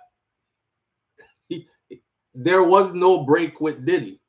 She was dating Kid Cudi and still doing freak offs with Diddy at the same time. There's something that can make you want like the amount of licky and sucky you do, and then come put your ass tongue in my mouth and kiss up my face after balls, did that bounce off of your forehead, girl, and batty jaw up in your face. And anyway, he dated Cassie in a time when he thought there was a break between her and Diddy.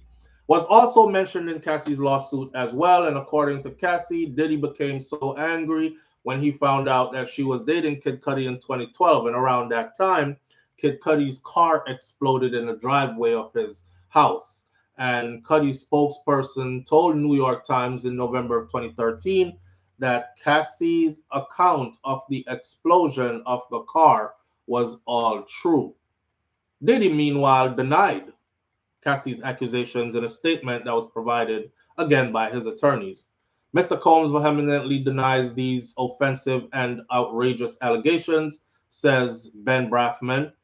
For the past 6 months, Mr. Combs has been subjected to Ms. Ventura's persistent demand for $30 million under threat of writing a damaging tell-all book about their relationship, which was unequivocally rejected as blatant blackmail.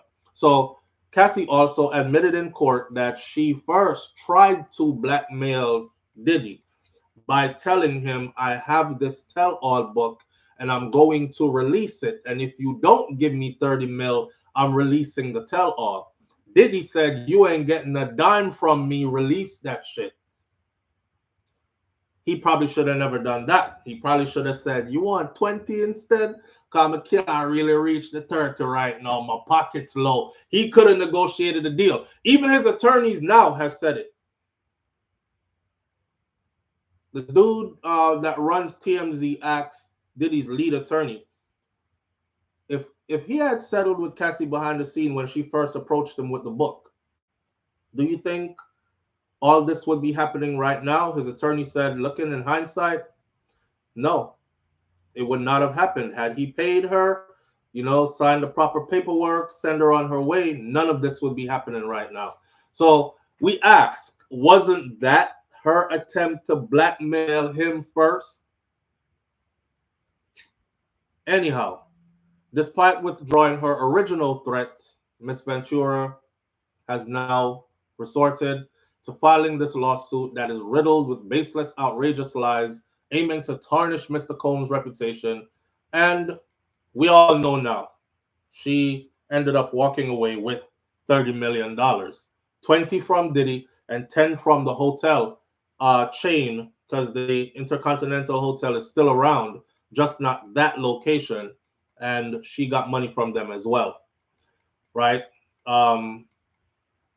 Kid Cudi accused Diddy of blowing up his car and breaking into his house and traumatizing his dog by locking his dog in a bathroom and opening up all his Chanel gifts that were wrapped for his family and Cassie. He had went shopping, and Brian Steele said, okay, so, I mean, you said your house was broken into. He said, yes.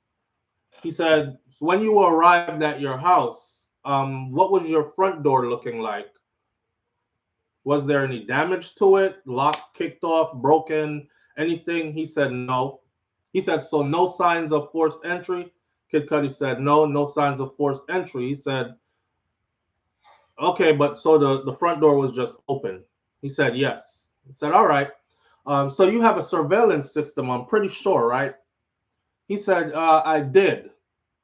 But Diddy them took my whole surveillance system, took the cameras. Remember we went over this? And I said to you, I have cameras around my house.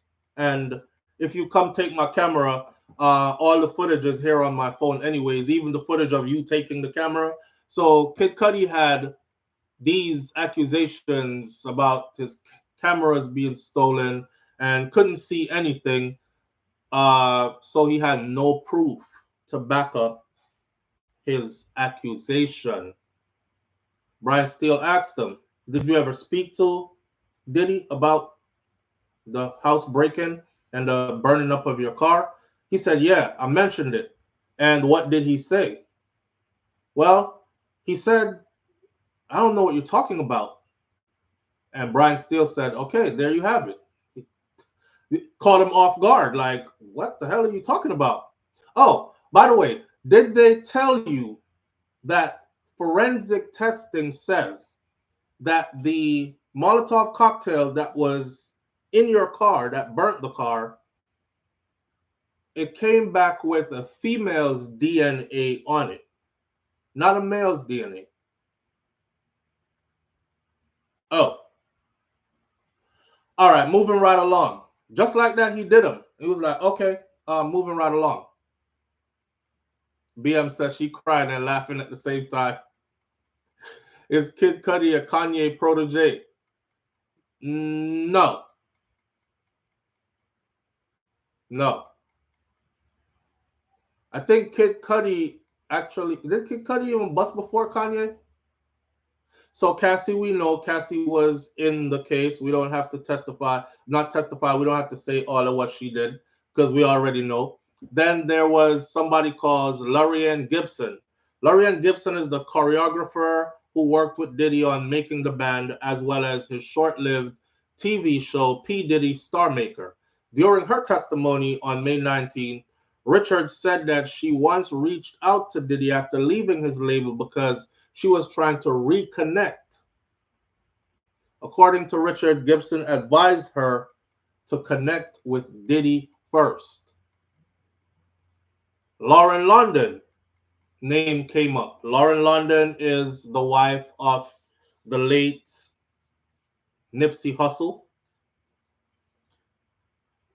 The actress has said that Diddy was a great source of support and comfort for her after the 2019 sudden and tragic death of her longtime partner, Nipsey Hussle. We're just going to leave that one right there. There will be no Lauren London slandering. But did y'all know that it is rumored that Lauren London, Diddy was poking that pudding too? Yeah. Usher. Usher's name was there, letting it burn in her May 19th test. Yes, Lauren London. In her May 19th testimony, Richards claimed that Usher and others that were Diddy associates were present on one occasion. She called Clive Williams' name. She called a bunch of other high-profile people's name. It was some gathering and a dinner, a get-together they were having. And she said, Dawn said, they were arguing and Diddy punched Cassie in her belly in front of everybody. Usher was there. She was like, Usher was there. You could ask Usher. I know Usher at home like, bitch, why you calling my name? Don't put me in this shit. Why you say ask Usher? Why you didn't say ask everybody else that was there? So that's how Usher's name came into it. And you know, this could backfire on Usher big time because you have the Me Too movement, and then you have women's movement. So they'll be like, oh, so you sing all them sexy songs and lovey-dovey songs, but you know, you watch women get beat and you say nothing because your homie beating her. Cancel Usher. Cancel Usher's music. They'll be out in the streets like this. No more Usher. No more Usher. So Usher was like, bitch, don't call my name. Your stupid ass. Why you bring my name up? That's how Usher came into it. Wiz Khalifa. His name came up in there. The jury was shown photographs from the rapper's 2011 Black and Yellow music video, which featured Cassie. I didn't even know Cassie was in Black and Yellow. The defense attempted to use that video as evidence when, you know, they were accusing Diddy of not trying hard enough with Cassie to make Cassie's career pop because he just wanted her as a pocket chick to do all his freak off stuff. If you listen to Chopper, there's an artist by the name of Chopper. If you listen to Chopper, if you listen to some of the others that are speaking, they said they would, that's who I heard say it. They were like, to be honest with you, bro, Cassie wasn't like the most talented. You know, she had a lot of voice coaching. She had a lot of like, he invested a lot trying to get her to level up. In our way, trying to get her to bust then. So he and I remember Vlad asking him, so you think like he gave her more attention and poured more into her career, trying to make it successful? And he was like, hell yeah, way more than anybody else. But the prosecution in court trying to paint a picture like she didn't get any big features. She didn't go work with anybody who was hot at the time. You were Puffy. You could have done a lot for her career. Instead, you did nothing. And Diddy's team pulls out Wiz Khalifa's Black and Yellow. And he was like, yo, Black and Yellow blew up at that time. Guess who's in the video? Cue the video, John. Okay, right there. Freeze frame. That's Cassie right there. Okay, so for you to say that we didn't do anything and put her with anybody who was relevant and tried to make, that's a lie. Moving right along. I'm telling you, his team is super strategic. Super strategic. Suge Knight was in here. Diddy's former assistant, David James, claimed that Diddy once ordered him and other members of his team to confront his rival when he was spotted at a nearby diner. The story behind this. Cassie corroborated that same incident in her own testimony, alleging that Diddy gave her a gun to hold during the possible confrontation, which didn't end up happening anyways. Another of Diddy's former assistant, Capricorn Clark, claimed that Diddy threatened to kill her after she didn't disclose that she had previously worked for Suge Knight. This is back in the time when East Coast, West Coast beef was happening and she jumps coast. And she was working for Suge Knight before and she ended up getting employed by Diddy. And somehow it came out that she was employed with Suge before. So he was pissed. And he was like, he felt like he might have an enemy in his camp, right? If y'all were around that time, paying attention that time, it's the beef that got Biggie Smalls and Tupac Shakur killed. Two of the biggest names in rap, hip-hop, killed. That beef. So you could imagine if you didn't tell one side that you were working for the other side before, right? Right. I think he would have every damn right to be upset. And when people are upset, they say some shit. Bitch, you an agent? You trying to work? You trying to infiltrate my shit? I will. People say stuff when they're angry. Hey, 50 Cent was mentioned. Well, we know now that 50's woman is, or ex-woman and baby mom is up there testifying. You know, 50 is super sensitive about this because he said his main concern is his son. His main concern is his son. And his son is going to have to hear what his mama been up to. So he was trying to seek custody of his son so he can shelter him in the way he feels he needs to be sheltered. He doesn't need to be, privy to any of this. Yo mama was doing hotel nights, free costs, and running through multiple guys at once. Kids can be so cruel, and the internet today, kids have access to everything. So when a child at school says, your mama was doing freak offs with Diddy, and she was running through multiple men per night, that's hurtful. Hey, gorgeous. Why are you looking at me like that? I love you. Melania give me this intense stare for no reason. Like, why were you looking at me like that? Oh, you smell good. I love you. Are you ready for school? Yeah. You have water plate today? Yes. Okay. Awesome. Baby girl have water plate today. She got on her. Say hi, everybody. Hi. The princess is off. This is Melanie, everybody. Melanie is now. How old are you now, mommy? 5. Tell them. Say I am. I am 5. She is now 5 years old. She spent a lot of being 4 saying I'm 5. Now she's 5. You finally 5 years gone already, You gonna show your outfit off? Okay. She don't have much going on today. Today is water. Ooh, take this off. Let me see this. Let's show this. This is so girly and pretty. She has water plate today, so they're gonna be playing in water like it sounds like. It's hot as God knows what out here. We're in the 90s already, but I'm very happy, right? Because I'm a heat person. Come show your outfit off. Outfit check. Outfit check. Outfit check. Outfit check. Yeah. It's water play day. Somebody say you so tall, mommy. Are you tall? Yes. You are. Show them your Crocs. Who's I'm tall? Show them your Crocs.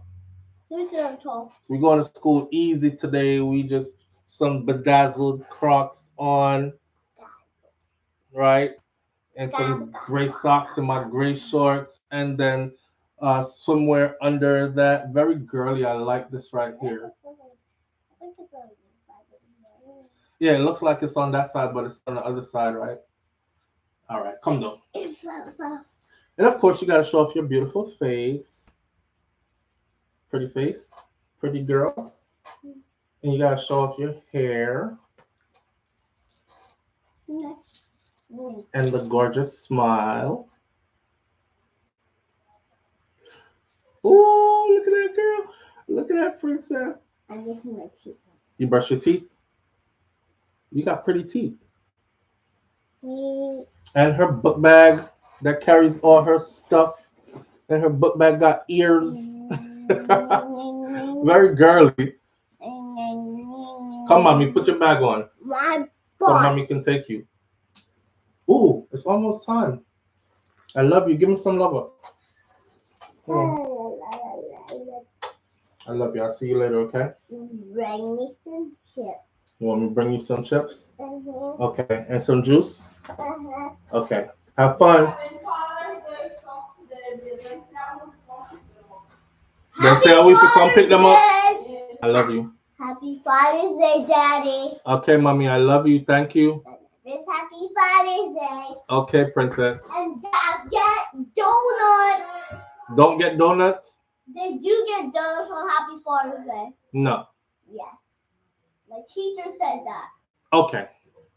I'll see you later, okay? Okay, bye.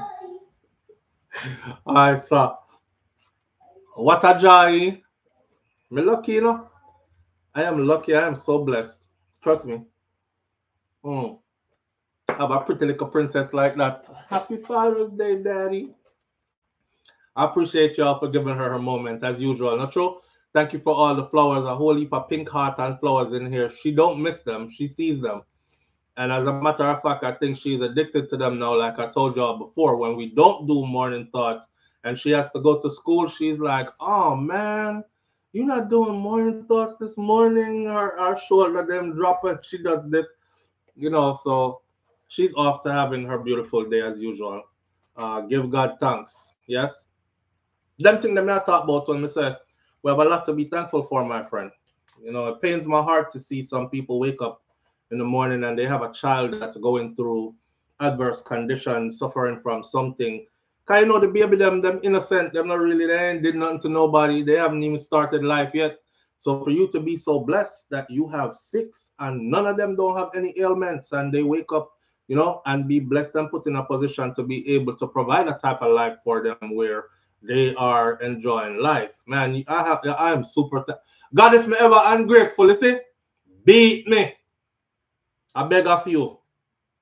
I say that all the time though in private. If I am ever ungrateful, yank me up and make me know. Beat me. I'm super grateful. You know? She's too cute. Roddy's daughter. Roddy's daughter, you know, she's like 5 going on 15. She's about around those age groups, really. And then, Lord, when she get together with her sister, and I have 2 of them, oh my God. But any man who have daughters know how that go already. Yeah. So, back to who's in this. We want to run through this list so we can get on to our other topics. 50 Cent was mentioned in this Diddy's trial as well. Clark testified that Diddy's feud with his fellow rapper. Basically, Clark said that Diddy was conspiring to kill 50 Cent. And what did he say? They said that somebody who was managing 50 Cent got on an elevator with Diddy and said something to Diddy, and Diddy replied by saying, I play with guns. I like guns, he said. 50 Cent seemingly responded later on with, oh, damn, Diddy got guns? Wow. You know, like that kind of stuff. So, and then he showed up the next day, 50 Cent, with a t-shirt on that says, Free Diddy. Rita Ora was mentioned. I don't know in what context. Deontay Nash was mentioned. This is the former stylist for Diddy and Cassie that claimed that once Cassie blew up Cassie because once that claimed that Diddy once because he took Cassie clubbing with him without Diddy's permission instead partying with Nash Ora and Adrian Bylon Horton. In other words, you carry my girl gonna go get her money. And he got upset. It's the same guy that said they were over in Africa shooting something and he hooked up Cassie with Michael B. Jordan. Georgina Chapman. Mia testified that she worked for Marchesa, the Marchesa designer, before becoming an assistant to Diddy. Then you had R. Kelly was mentioned in the Diddy trial. R. Kelly, so on June 2nd, the jury was shown text messages between Diddy and Mia, where she said she had a dream that she was stuck in an elevator with R. Kelly. I had a nightmare, she said, and I was trapped in the elevator with R. Kelly, and you came and you rescued me. This was a text message she sent to Diddy. You came and you rescued me. R. Kelly is currently doing 30 years in prison on federal charges of sex trafficking and racketeering, the same charges that Diddy is fighting right now. R. Kelly, 30 years. I believe I can fly, but him can't fly out. I wish part him there. Prince, Purple Rain. Prince was also mentioned in here because the same person, Maya, claimed that she once witnessed the security guard pull Diddy off of Cassie on the front lawn of Prince's house. They had apparently went to a party, snuck out and went to a party at Prince's house, and then they saw Diddy enter the party, and it was like, oh shit, what's he doing here? So they hide and they were trying to run, and then Diddy realized they were there and he started chasing them, and then he caught Cassie while she went and hid in some bushes. One kind of something. Right. Security had to come pull him off of Cassie. Mick Jagger, Leonardo DiCaprio, those names were also called. The Rolling Stone frontman and the Oscar winner were also mentioned in text messages from Mia to Diddy that were shown to the jury. So she mentioned R. Kelly, Mick Jagger, Leonardo DiCaprio. Mia hinted that they had ran into the stars at a party.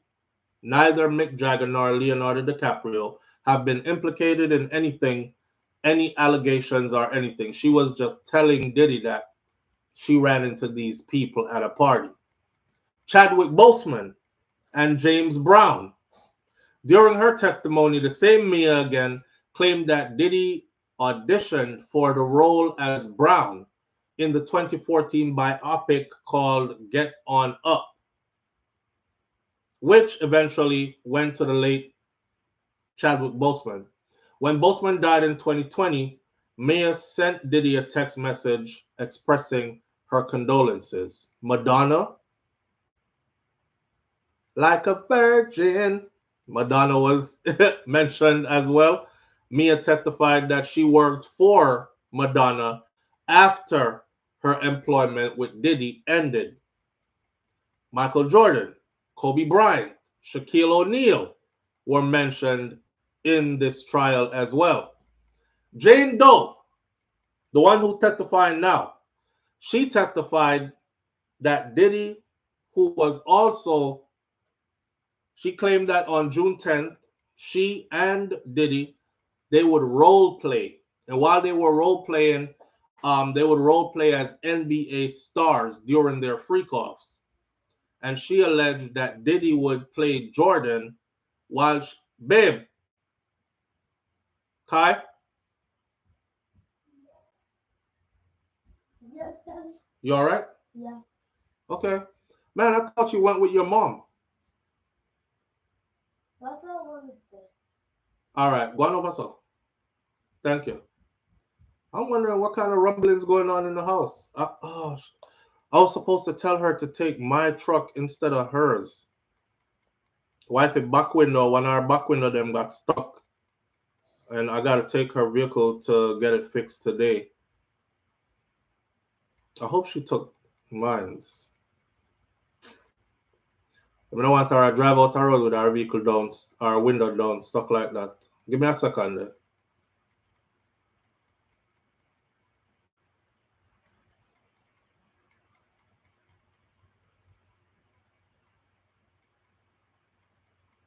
All right. So Jane Doe claims that them used to do, when they did the freak-offs, they would play Michael Jordan, Kobe Bryant, and Shaquille O'Neal. This is weird to me because if I'm role-playing with my woman, why would I want her to pretend to be a dude? She alleged that Diddy would play Jordan, the king of the court, while she pretended to be Kobe Bryant. Could you imagine Jordan hitting Kobe Bryant from the back? I'm talking about not the real people. Her getting hit from the back by Diddy, and he's Jordan and she's Kobe. What part of that would make a straight man turned on by that rotted? I'm trying to, Diddy. Honestly, I'm still waiting to hear. I'm still waiting to hear some fishiness going with Diddy. I'm still not hear it yet. Well, I did the part, but I don't know if it's true. She telling the part where Cathy said how the man them would have bust pan her and then Diddy would have carry her going our next room. And ask her to wipe the something pan him, rub it around him nipples. I know this other woman I know say they would play Kobe, Shaquille O'Neal, and Michael Jordan. Diddy would be Jordan, she would be Kobe, and the guy that was there, the worker, the escort, him would have played Shaquille O'Neal. Why? No, in a Rasta. Rihanna and Beyonce were mentioned. Cassie's friend, Banna Bongolan, she testified that she and Cassie were once working on a clothing line together, but the clothing line just didn't work out because them snort out the whole like the money for started and them kind of something there. I'm just saying. But the clothing line didn't work out. And according to her, Bongolan, one reason the line failed was because they were competing with similar lines by Beyonce and Rihanna.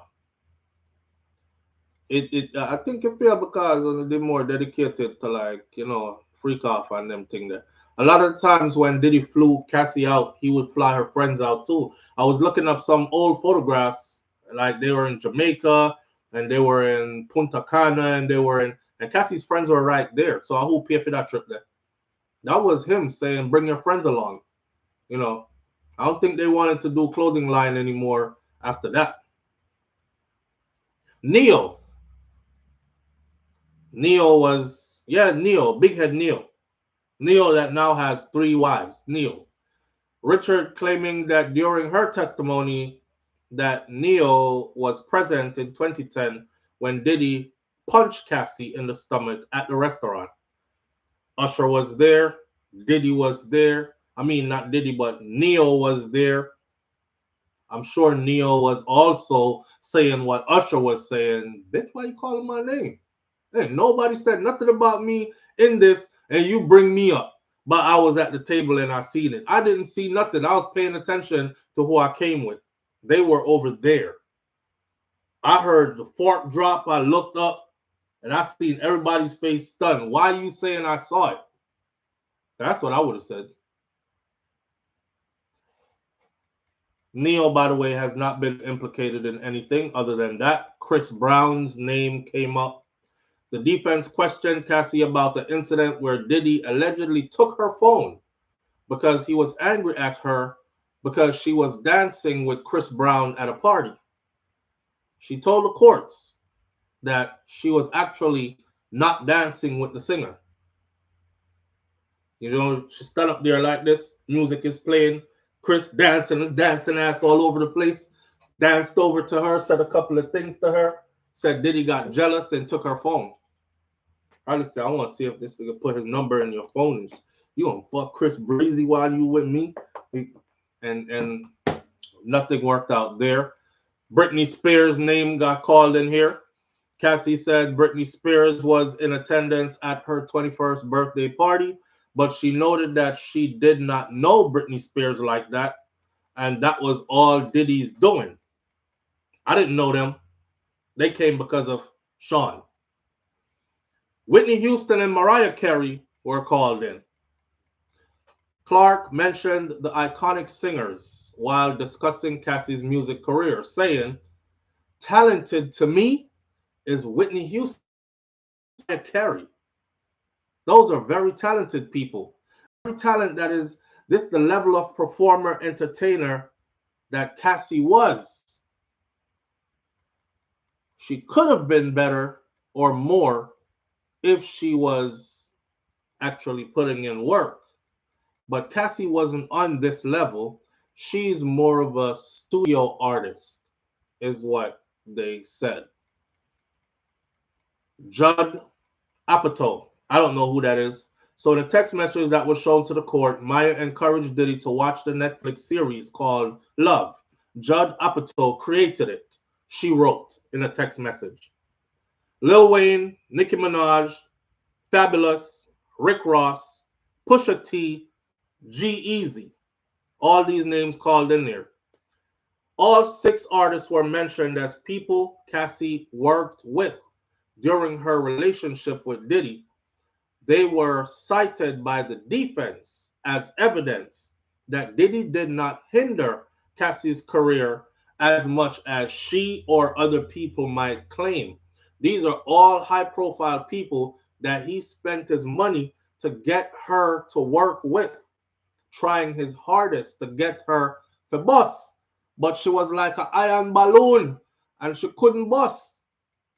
Lil Wayne, Nicki Minaj, Fabulous, Rick Ross, Pusha T, G-Eazy. Those are just some of the few. Jennifer Lopez. Now, we all know why Jennifer Lopez's name might have came up in here. Cassie's friend and former makeup artist, Myla Morales, said that she worked for Jennifer Lopez, who dated Diddy from 1999 to 2001, and she stopped working for Diddy around that time. Barack Obama's name came up in here. Oh no. The way how Barack Obama is squeaky clean, I mean, don't even call that man name by mistake. James, who is a former Diddy assistant, claimed that Diddy once took ecstasy pills that came shaped in the form of the former president. Say, I got some good pills. These send you over the moon. Let me get two of them Baracks. The Notorious Big name got called in here. Diddy's former executive assistant testified that on May 21st, the Notorious Big birthday, it's a paid holiday at Diddy's company. Nobody works on that day. Everybody is paid for that day. Have the day off, celebrate, whatever. That's what he does at his company. Bruce Willis and Eddie Murphy names were called. These two actors, they were referenced in text messages between Cassie and Diddy that were shown to the jury. Bruce Willis and Eddie Murphy. Cassie cited that both men as an example of men who had respectful relationships with their exes while they were dating new partners. Neither Willis nor Murphy have been implicated in any of the allegations against Diddy. Let's get that clear. Cassie was just trying to show him that, you know, you could be more like Bruce Willis or Eddie Murphy. You ain't got to be Diddy. But, you know, Diddy wanted to be Diddy. So Diddy said, all that. I'm me. Jay-Z was mentioned. Clark claimed that Cassie once told her that she would have dated Jay-Z if Jay-Z was not taken. This was the time when her and Diddy had just finished fighting at the workplace, and Clark was like, yo, y'all can't keep doing this shit. This relationship is toxic as hell. Cassie, you need to leave him. You can leave. Leave. And Cassie said, leave and go where? Like, who am I going to date?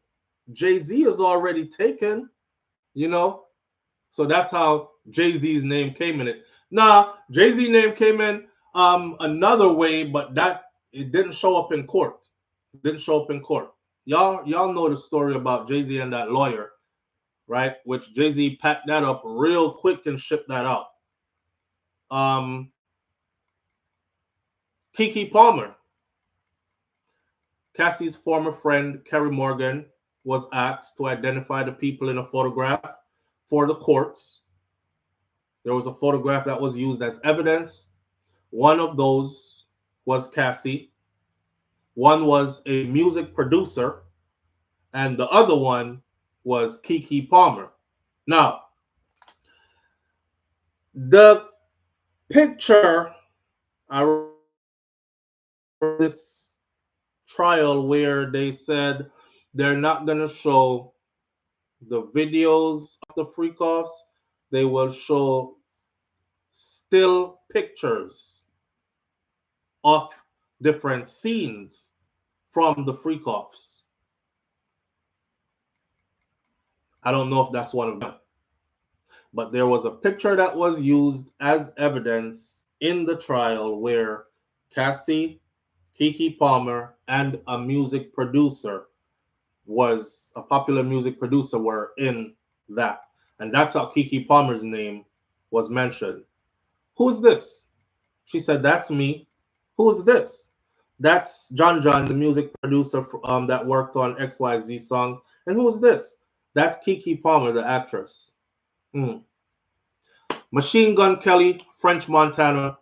Also, Clark named the two musicians as artists who were at one point also managed by Diddy's label. Will Smith and Pharrell Williams. James, the former assistant, claimed that his ex-boss would record at a studio in Miami that was owned by Will Smith. And that's also a location where Pharrell also liked to work.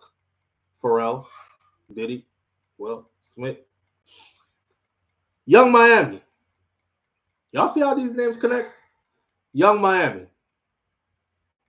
Jane Doe said that it was painful for her to see photos of Diddy with the City Girls rapper out there having fun after all that she had done to please him during that same weekend. Right after she was finished, he left the very next day and was already in a different country with Young Miami. So she was like, damn, you do me like that? I think she thought that her stuff was going to knock him out for a couple of days. He put her to sleep and left. And when she woke up, he was in Turks and Caicos, and she seen it on the internet on a jet ski like this. She like, this ninja just left my house. I just did a whole free call session for him, and he out here with this bitch. Brad Pitt. Maya alleged that she once saw Diddy assault Cassie at the premiere of Brad Pitt's film Killing Me Softly back in 2012. We're in 2025, y'all. Lil' Kim was mentioned. Cassie's former stylist mentioned Lil' Kim during his testimony, saying that he discussed Cassie's relationship with Diddy while he was in Miami styling Lil' Kim's hair. Ike Turner was mentioned. Ike that whooped Tina. Said that once she told Diddy he treated her like Ike treated Tina. This is where we know that Tina got beat up by Ike, you know. You treating me like you Ike, and I'm Tina. And that's how they got mentioned. Kalena Harper. Richards claimed that her Dirty Money bandmate, Kalena was present at one occasion when Diddy abused Cassie. In September of 2024, however, Harper denied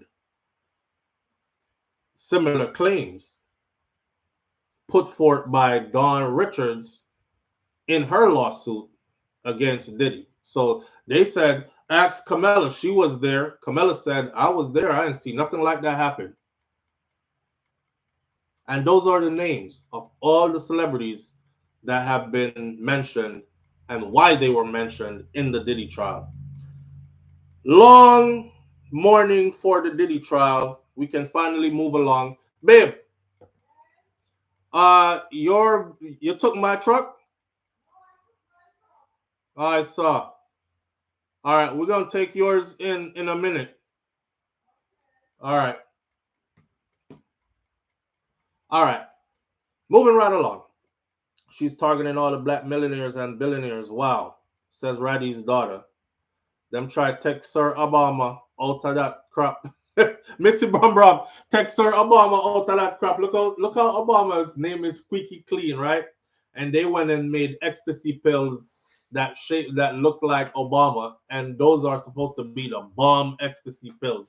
Them ones put you out this world, over the moon.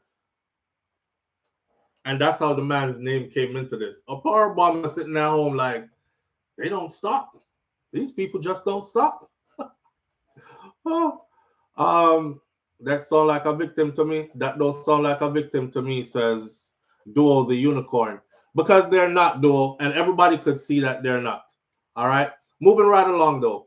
I'll just close off the Diddy whole thing by saying now everybody is caught up. So now you can pay attention. I will still be gathering stuff on this case because I'm super invested in this case.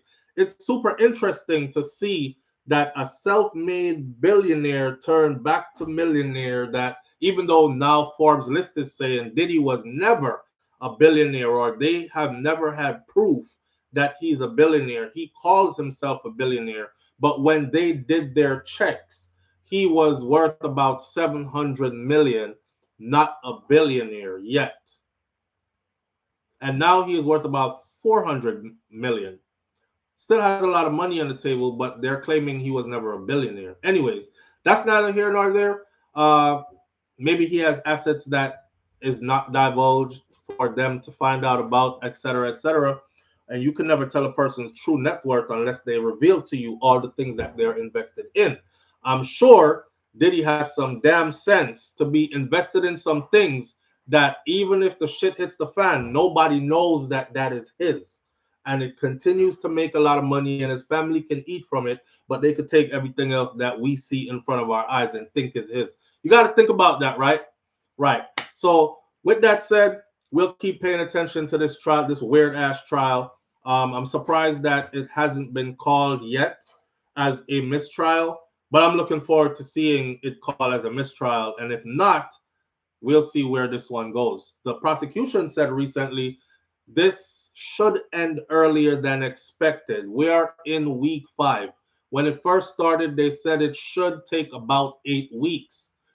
Last week, they said it should end earlier. So I don't know if they're going to week 6 and 7 and cut it a week early, or we could pretty much be coming up to some kind of verdict sometime soon. You know, jury gets instructed by judge, goes into deliberation, comes back with a verdict kind of thing. We're going to stay on top of this one. All right. So stay with us while we stay on top of what's going on. We want all the details, though, because I want all the details. Right. Y'all got to hear this. I was going to do the Jah Cure music stuff next, but welcome to Florida, right? You know, I said that Florida is, baby, you see the message where Florida, you notice here our county though.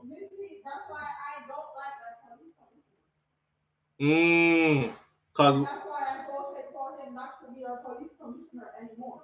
But he won. He won by 1,000 points. Right. So why? Okay, so remember I told y'all, I said I like certain things Democratic and I like certain things Republican.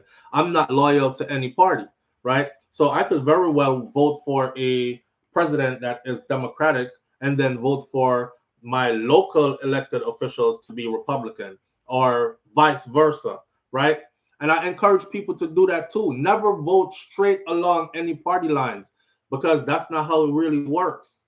That's not how it really works. And if you're die-hearted about a party, they will start to take advantage of you, kind of like what we see in places like Jamaica, because the politicians know that certain areas, everybody orange when election come or everybody green when election come, no matter what they do to them. They just don't do anything, right? They run on big promises and never fulfill 90% of them, you know, and then the people will come out and vote for us again anyways, kind of thing. So I hold to this principle. However, like Wifey was just saying, she don't like this sheriff that we have in our county, and she was trying to vote him out because we vote. She was trying to vote him out, but he won because other people voted for him, though. More people voted for him. Listen to this warning right here. First of all, spring break, Florida, Miami. Memorial Day weekend, best of the best concert, and all the other things popping. That has been a thing for years. This year, Miami sheriff came out, went on TV right when spring break was about to happen, and said, he looked in the camera and said, if you come to Miami on spring break, we're going to have police officers everywhere. As a matter of fact, don't come here. We do not want you here. And I'm like, I'm sitting and I'm looking and I'm thinking, how is this good for business? I'm pretty sure the business owners are like, what? Matter of fact, don't come here. We do not want you here. He said the residents do not want you here. The business owners are tired of you. You're more of a liability than an asset. But I ain't gonna lie. Memorial Day weekend in Miami, it gets wild. It gets wild. You know, I remember one time I saw you know, one young lady on the sidewalk just handling like about 5, 6, 7 dinglings, and they get wild. It's people from, it's not Miami people either. It's people from up north and other places, them Philly head buses. They come down here. They come, they come down here. Here they take their little drugs, you know, and then they get crazy. And then they say what happens in Miami stays in Miami, and they do all kinds of wild stuff here. And us, the Florida people, we get to see the wildness, right? We know how to behave because we live here, and we have to stay here. And so people might recognize us if we act like these out of towners, but it's the out of towners. So they were told not to come here. But I want you to listen to what this sheriff said. This is a warning. You know, let me set this up for you. So the protests are spreading. Florida is letting you know, don't bring it here. Mel says, I'm Philly proud. Watch yourself. Oh, them Philly head buses. Listen, this is what he said. If you resist lawful orders, you're going to jail. Let me be very clear about that. If you block an intersection or a roadway in Brevard County, you are going to jail. If you flee arrest, you're going to go to jail tired because we're going to run you down and put you in jail. If you try to mob rule a car in Brevard County, gathering around it, refusing to let the driver leave, in our county, you're most likely going to get run over and dragged across the street. If you spit on us, you're going to the hospital and in jail. If you hit one of us, you're going to the hospital and jail, and most likely get bitten by one of our big, beautiful dogs that we have here. If you throw a brick, a firebomb, or point a gun at one of our deputies, we will be notifying your family where to collect your remains at, because we will kill you graveyard dead. We're not going to play. If you resist. I'm gonna play it one more time. This is what the scene is looking like, right? These are the crowds. The crowds are getting bigger. See them crowds?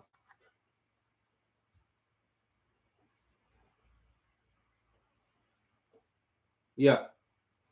The crowds are getting bigger. And Florida is bracing because they're saying Florida is next and they're going to be in this state and that state. So Florida officials have taken to television to let you know Florida is that state that you might not want to come here with it. If you resist lawful orders, you're going to jail. Let me be very clear about that. Mm-hmm.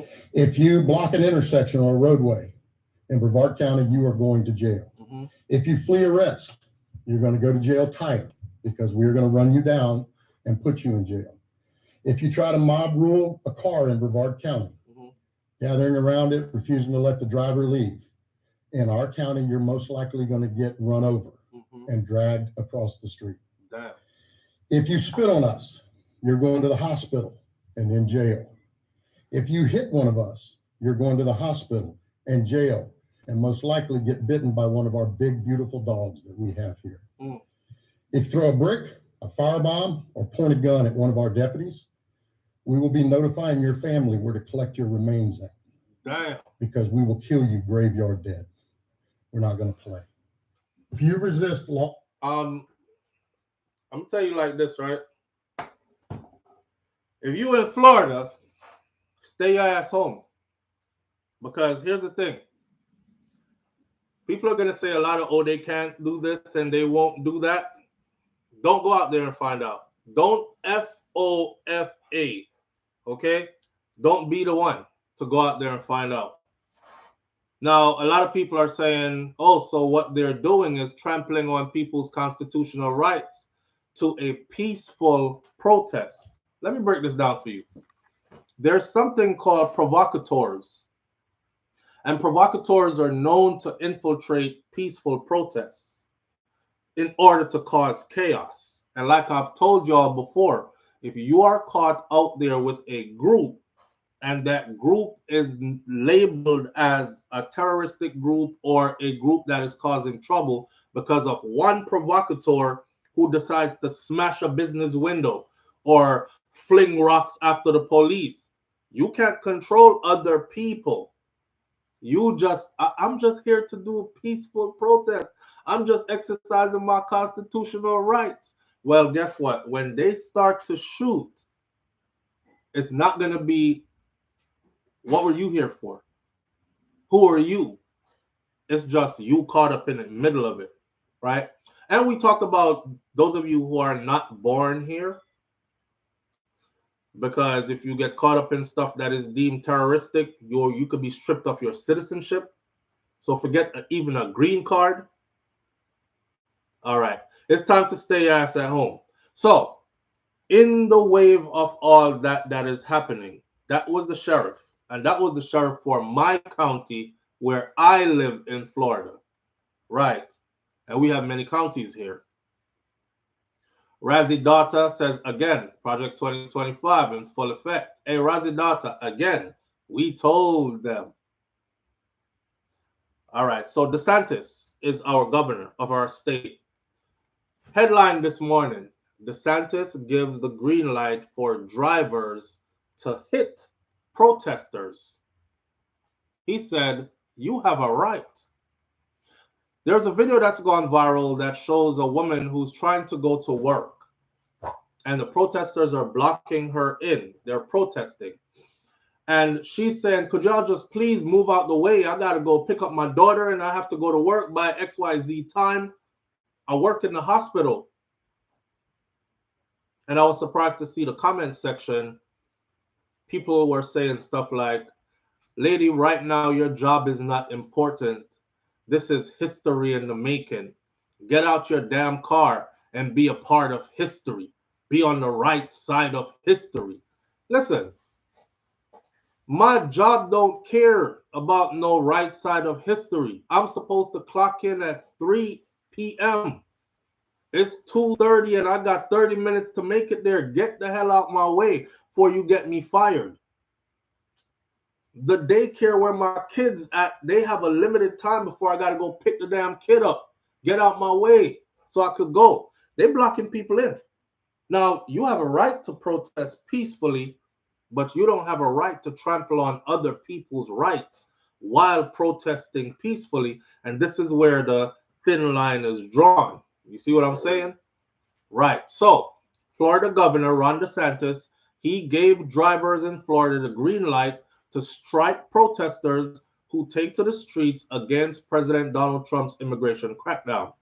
The Republican governor and erstwhile GOP presidential candidate told conservative podcaster Dave Rubin that motorists would not be held liable under state laws in Florida for hitting protesters who are blocking roadways when they're afraid for their own lives.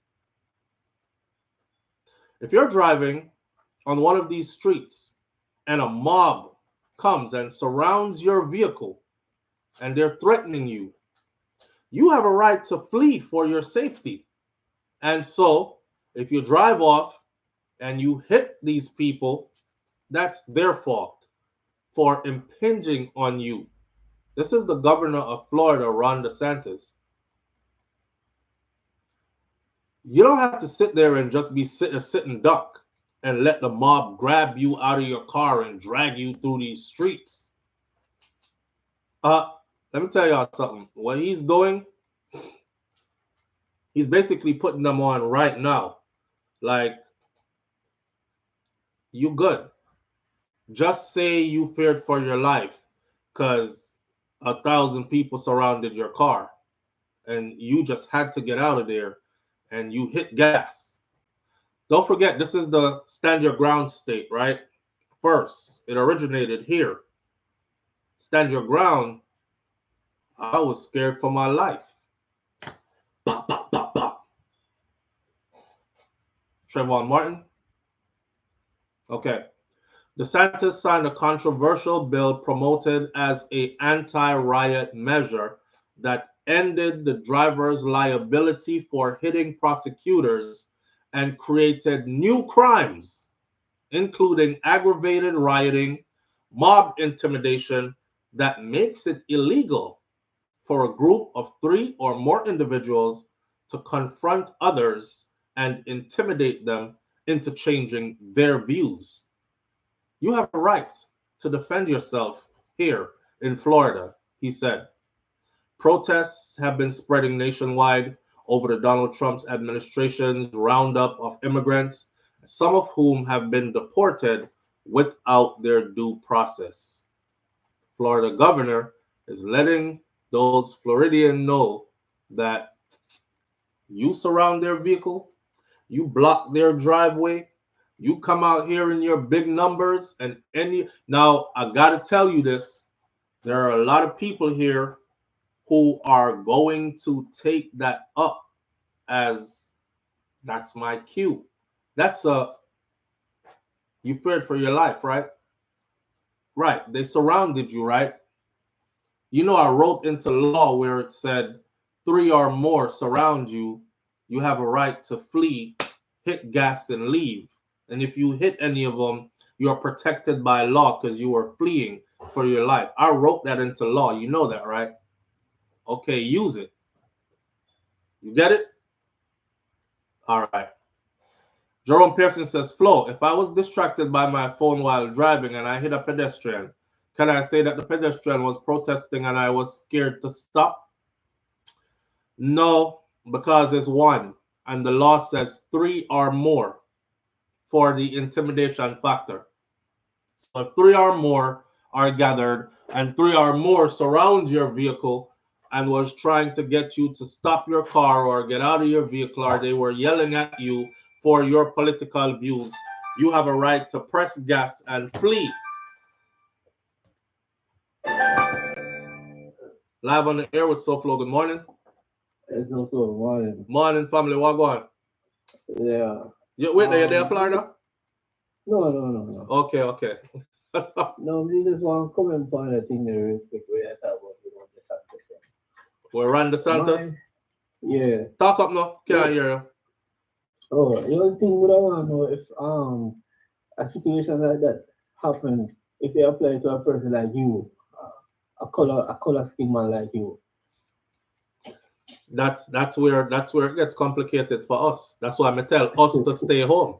Because you know, hypocritical it is, because when you know yesterday where the thing they have with the senator or the tackling. Fling him down and handcuff him. Alright, and you see how they portray him and say he was being violent and the man never violent, you know? I see the video, bro. Okay, but you hear this man on the television now. Okay. But all right, my brother. Manners. All right, good point. And yeah, that's why I tell you to stay home. Stay home, because I promise you, you will be the first one to be handcuffed. You will be the first one to be pepper sprayed, maced, and when the next sitting there where they have tasered, you will be the first one who dog bite. You will be your skin color just attract all these things to you. You will be the first one to get anything. You'll be the first one who the law really doesn't protect. It'll protect everybody else.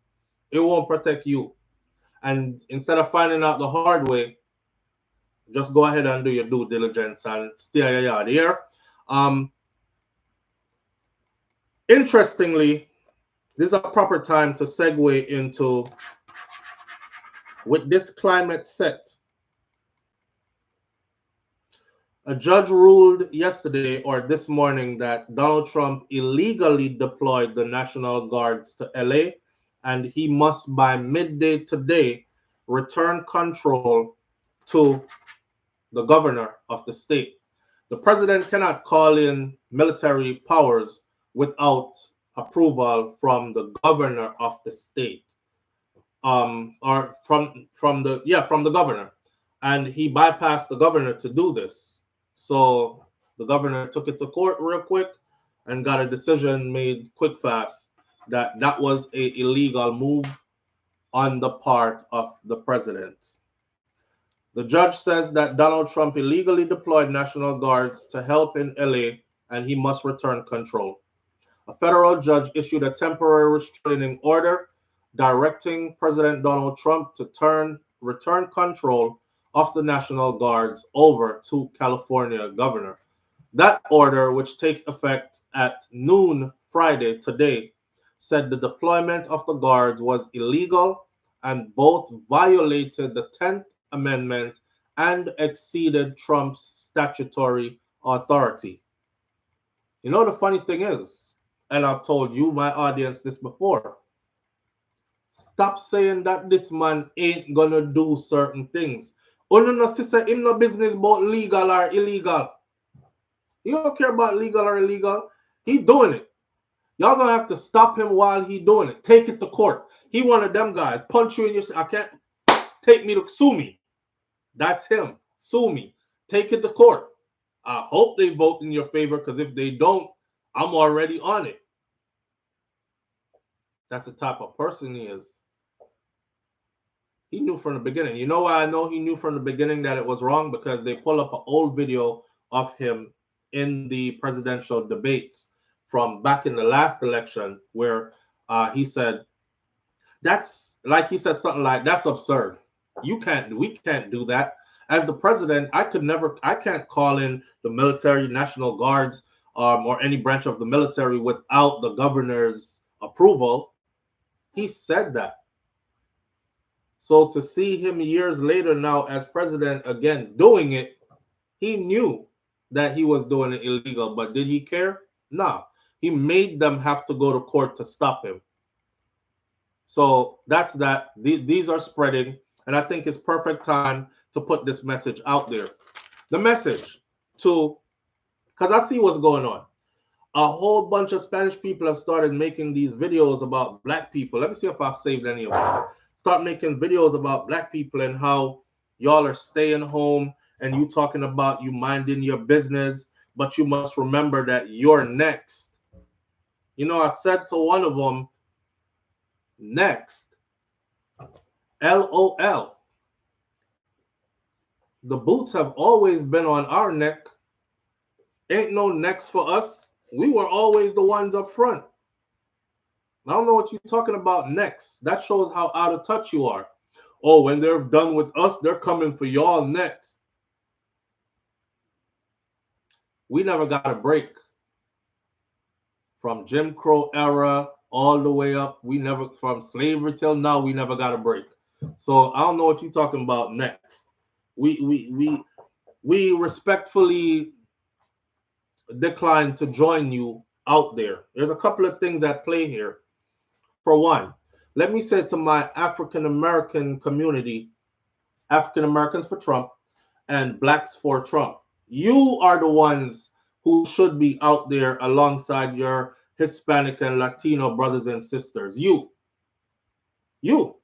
because you voted for the same people they voted for, and now it's biting them in the ass and you in the ass. So if you feel like some wrong need to be corrected, it should be you. It should not be the people who tried all along to tell you that this ain't what you want. The people you ignored, the people you called names. So you did all that, right? And now I'm supposed to forget that you did all that and come stand with you in solidarity so they can pepper spray me in my face, send dogs to bite me, fling me down on the damn concrete, handcuff me, bruise up my body, break up my bones for you? No. It was much easier before. The only thing you had to do was go in that booth and bubble in the right thing or put an X in the right box. And you chose not to do it for many reasons. But for reasons like this, Hispanic community, Mexicans, Latinos, this right here. Mexican man won't let his daughter date a black man, but she could date a white man.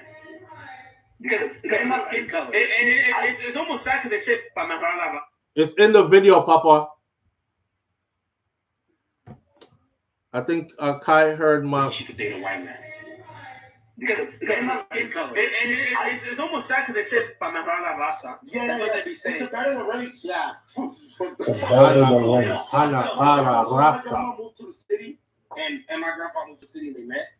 My grandma automatically just seemed better because she was with this guy from Michoacan that was light skinned and white with green eyes. and she was this. She looked like Felipe, dark, short, and then she thought she was better. Fool. That's and I swear to God, my grandma just passed, but she loved my Mexican more than she loved my niece. Like an older Mexican man won't let his daughter date a black man, but she could date a white man. Because of my skin color. It's almost sad because they say, para mejorar la raza. Yeah, that's what they be saying. To better the race. Yeah. To better the race. My grandma, Mexican man won't let his daughter date a black man, but she could date a white man. Because of my skin color. Kai, it's in the thing. It's in my video. That's why I be telling y'all that I can hear you in the videos when I record. Panafara, Rasa, whatever that stuff, to better the race. So that's within their culture. So to all the Mexicans and the Hispanics who've been making videos all week talking about black people and you're not coming out to help us and to stand with us, and we see your videos about you're sitting this one out. Listen, there's an issue in your community that y'all need to discuss with each other. There's no need to be dishonest about it. And the reason I say dishonest is every time I say this on social media, I have 1,000 Mexicans or Hispanics from other nations come at me saying stuff like, that's a lie. We don't think like that. Live on the air with SouFlo. Good morning, SouFlo. How you doing? I'm good, family. How you doing? Good. Talk to him. Yeah, I've been seeing these videos too, and I'm very confused. There's a real like schizophrenic problem in America, especially when it comes to how people respond to black people. Because 2 weeks ago, all these non-black groups weren't they saying they have black fatigue? Yes. 2 weeks ago, you was tired of black people. Yeah. 2 weeks later, you want black people to turn martyr for you. Can somebody explain that to me? And I'm very confused. And in the election, you voted against our best interest. That's why you're in the streets now. Yeah. But the biggest thing to me is that you just said 2 weeks ago you have black fatigue. So how is it 2 weeks later you expect black people to come out of the front line and turn martyr for you? It's not making sense. Because we're dumb. Oh, because we're stupid. Yeah, we're stupid. We're the dumb people. Yeah, that's the expectation. And I saw one lady saying, which I say myself, because, black people, yes, generally are the ones out there, whatever. People feel, it's sad because slavery really destroyed our racial image globally. And it have the world thinking that we are the servants of humanity. And our job is to comfort, entertain, and protect everybody except ourselves. Yeah. It's our duty. It's our purpose for breathing air. We're put on this earth for everybody else except for ourselves. Crazy. And nobody was put on this earth for us. Our job is to serve everybody else. Everybody's footstool. Everybody's footstool. And you have other groups who come here and pick up that same mentality that, okay, I understand how the system works. Black people's job is to serve me. And that can't work again. I'm so happy to see that the young people, black people, period, they're not on the road. Yeah. Even with the whole thing, sometimes you have these young boys out there, they say, okay, it's a looting opportunity, but them go and loot. I didn't see one black man go and loot. One black teenager go and loot. I said, yes, everybody, this is how we have to behave. Everybody on the same blasted page. Yeah. So, and then also, so just as you said, when we talk, nobody listen, right? So just how you're talking about next. So you didn't think when they was bashing black people in the head and getting off of shooting black people, they did not get just like an animal, they get a taste for blood. You never think said they might be coming for you next? Yeah, where were you then? Yeah. So when you saw black people getting their head bashed in a regular, which is still can't see regular, you never thought, said, then the people they have a taste for blood. Maybe, just maybe, they might come for me at some point. It never dawned on you. And now you want to run and tell me about we might be next? We might be You're next. Not serious. That's to show you might how be out next. of So we're touch just they chilling are. here all this time. Yeah, how out of touch they are. You might be next. Yeah, There ain't no next for us. We always been up front. Exactly. Yeah, Exactly. But you know why I don't think that? Because every time a black person open up their mouth to talk about racism in this country, everybody brains lock off. They don't want to hear it. True. There you go, pulling that race card again. Yes. Yeah. Here's the victim again. Here we go again. Freaking gaslighting at its finest. All right, no problem. Yeah. Guess what? Because today my day, tomorrow is yours. So it go. So just hold it and do what you have to do for yourself. Absolutely. Black people are nobody's Jesus Christ no more. We're not coming out there. No. Everybody stay on. You have 1 and 2 don't have the nerve to go out there and they be the first one to get arrested. Yep. 1 and 2 don't care follow instruction. But the mass majority of us are staying home. Absolutely. I even started saying, well, we're not the only immigrants. Where are the black immigrants?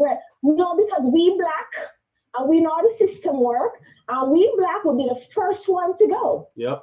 Whether we immigrant or not. No. Facts. You go figure out your thing. Mejor la raza, my girl. You understand? Yeah. Mejor la raza on the streets of California or the cities. Mm-hmm. Do what you have to do for you. Absolutely. Period. Absolutely. Agreed. That's it. Agreed, my friend. Thank you. Thank you. All right. Well put into perspective, man. Ora la raza.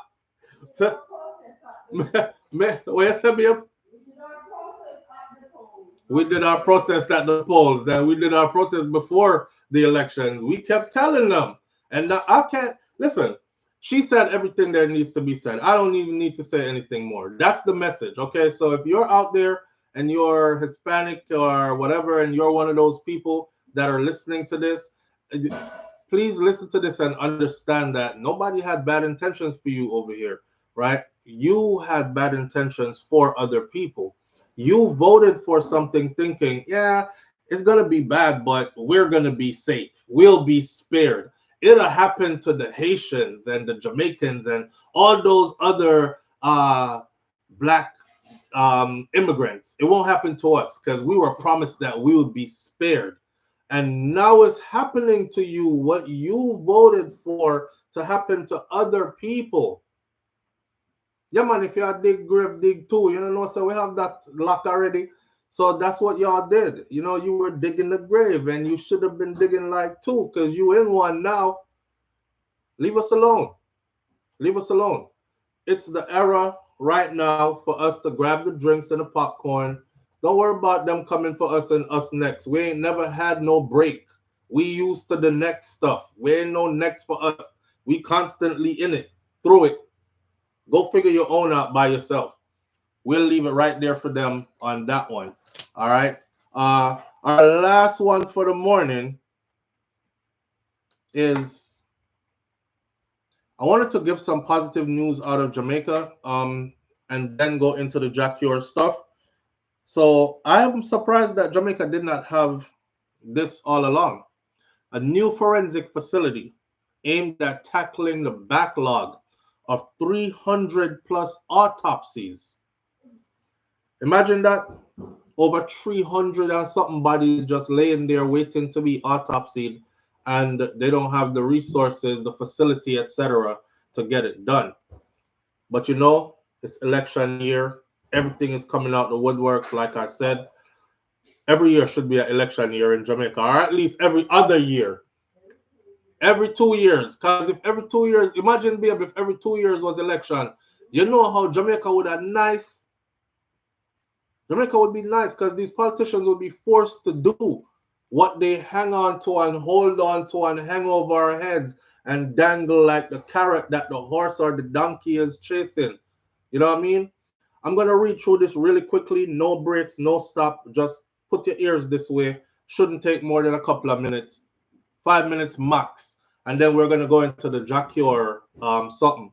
All right? So some 5 decades after its predecessor was destroyed by fire, Jamaica's state-of-the-art government forensic pathology autopsy suite was reopened on Thursday, 5 decades after lackadaisical. 5 decades after fire burnt down the last one. 5 decades is 50 years. 50 rotted years later. I know you're asking yourself, so where have the government been doing autopsies? You know, like when police shoot down man and them say, yo, he was in a shootout with the police or whatever. Well, we about to find out.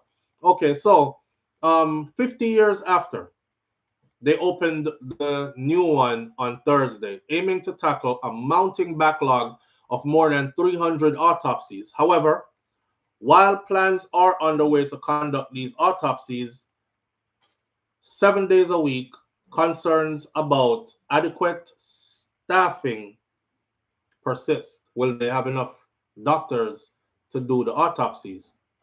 Anyways, in his keynote address, Dr. Horace Chang, Deputy Prime Minister and Minister of National Security, acknowledged that forensic science may not be the most appealing career choice for many people. Therefore, we have a shortage of people going into that field, which then we have a shortage of these types of workers on the island, even if we have the facility. He further told the Gleaner, shout out to the Gleaner for this, in an interview after the ceremony, which was held at 149 Orange Street in Kingston, that the government-trained pathologists often seek opportunities abroad. So the government in Jamaica is investing in people to become pathologists, and the people them are actually them take the training, and once they get up and experienced and all these things, he said they flee to overseas countries, creating a shortage that extends beyond Jamaica's borders. They can only hold them for so long. So they have a program where they'll say, okay, this is going to take 5 years of school. So you owe us back 5 years of service in the country. Him say once them time up, I don't know if it's 5 years, I'm just using 5 as a number. Once their time is up, they give that time back, out the door they go. And they are in demand overseas, and they get paid big bucks overseas, so they leave. And that's one of the problems that Jamaica has, right? Now, though he refrained from offering a specific number of government-employed pathologists at this time, Chang stressed that the government had trained quite a few professionals, but many move on after completing their bonds. We try to get some Jamaicans trained. We train some, but you know, they do their term and then they move again. We get them trained in Canada, among the best of the best. That means they are valued. They give us the 5 years. Oh, damn, I guessed it. It was 5 years. He said they give us the 5 years and then they get lucrative offers from overseas, and they're not going to turn those down. They are high value, but we just keep on training and training, Chang said, adding that it is a widespread challenge across the Commonwealth region. We're exploring training partnerships in other jurisdictions where general pathologists are trained and then specialized in forensics. The goal is to build a pipeline of Jamaicans who actually stay. That's the ambition. There's currently a backlog of more than 300 autopsies. But the new 300 plus body, you know, lay down there wait for autopsy if you do. But the new facility is designed to handle up to 150 cases at a time. That means the 300 would be done in no time, providing they have the personnel to do it. This would be alleviating the need to spread cases across multiple locations on the island. Operating 7 days a week would improve service delivery to the public and reduce the wait time for the scheduling of postmortem from 3 to 4 weeks to approximately 2 to 5 days.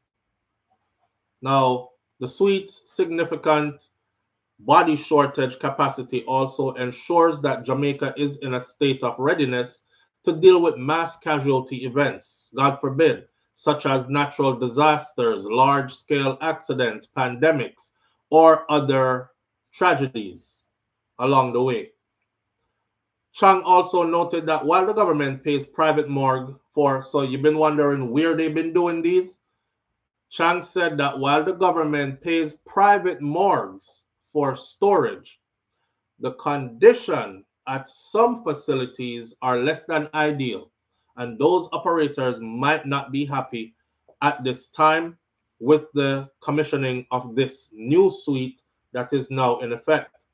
With more than $100 million spent annually to private morgues services, an end to this practice could result in significant public savings. The way that some of the morgues, manage the bodies is not very humane. You go there, and trust me, even though there might be criminals that are there, it is not easy to see any element of humanity in those conditions, he said, stressing that the new facility that is located at 149 Orange Street in Kingston is a welcomed environment and a welcomed improvement. The opening of the suite will put an end to the practice of performing autopsies in private funeral homes operating in an unregulated industry. This practice presented risks to the integrity of criminal investigations and the administration of justice. Calvin Lynn, the owner of Lynn's Funeral Home and president of the Jamaica's Association of Certified Embalmers and Funeral Directors, was on hand for the reopening. Nobody now really go into them. That's a lucrative business, you know.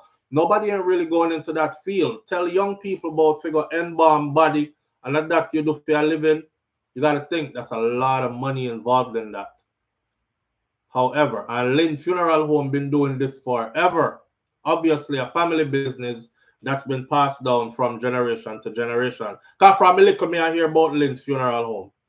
Lynn, who is one of the contractors who stored remains in Manchester, noted that there are 2 private facilities where autopsies are done, and various issues triggers delays and frustrate the families. Within the past 2 months, the more so within last week to this week, we have had problems with one of those whereby the autopsies were scheduled for X day, but it was cancelled because of a water problem. Now, the relatives of those deceased, they would have made their arrangements already, and then that would cause the relatives to change up their plans, postpone whatever it is to be postponed. So with this government operated facility, I expect that those problems that the relatives are facing would be non-existent at some point. I would expect them to have proper electricity service, proper water supply, and they should have some backup contingency plan as well, Lynn said. He also expressed hope that the government, Lynn is probably going to be one of those working there, but he also expressed hope that the government would be able to address the staffing issues to ensure that autopsies can be conducted regularly. Now, with a grieving family, it is not good to say that you arrange a funeral date for, let's say, Sunday, June 15th, and then the autopsy can't be done today, Thursday. So you will have to make other arrangements then. This is disturbing. I'm hoping that the suite will be up to par to provide the services that they are planning, because that has been one of the major problems. Ground was broken for the project in November of 2021, and according to the government officials, the works were done on time and within budget. The total investment for the project stands at roughly $680 million. Now, Deputy Commissioner of Police Andrew Lewis, who attended on behalf of the Police Commissioner Dr. Kevin Blake, indicated that the police force plans to integrate the new facility into their homicide reduction strategy. He expressed hope that the new facility would help the police to close cases more quickly. I can see how. I don't have anything bad to say about that. I welcome that. I'm just wondering why the hell it took 50 years from the last one bundle to get a new one up and running. And all this time in an unregulated industry, Y'all been passing bodies to different funeral homes to get autopsies done? And storage? Okay. Jamaica is my glass that is always half full. I'm sticking to the optimistic. Figured I would put that one out there because that one is kind of something that's on the up and up. Right? Audrey Wright says, we seem to be backlogged on everything except thieving off all of the resources. That is right. That is, Audrey, that is right on time. Matter of fact, that is ahead of schedule. Yeah. How about to make with it offer more appealing to them so them will stay? Speaking of the individuals who are required or needed to do the autopsies, right? Right. Make the offer more appealing to them so they will stay. I know that there is no possible way. No, you know what? I'm not going to say that I rotted. I was going to say I know there is no possible way that in Jamaica they can actually pay people what others are paying them overseas. But it's a lie and a rotted lie. Check this out. I have to pull this up here just to bolster my argument. All right. Give me a second. Let me type this in.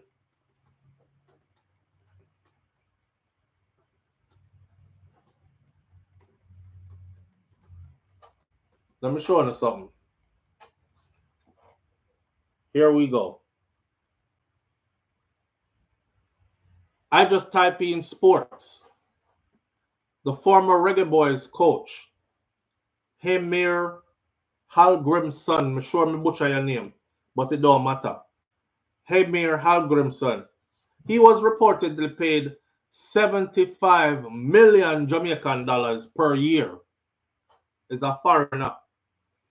75 million Jamaican dollars per year. And that was one of my gripe over the years. Because I said, so we don't have no homegrown talent we can coach with. I hear the same Jamaican them. Nah, SouFLo man, you have to pay for the expertise because the man play upon a higher level before and all these other things. How are we going to get to higher level if we no home grow our own? 75 million Jamaican dollars a year.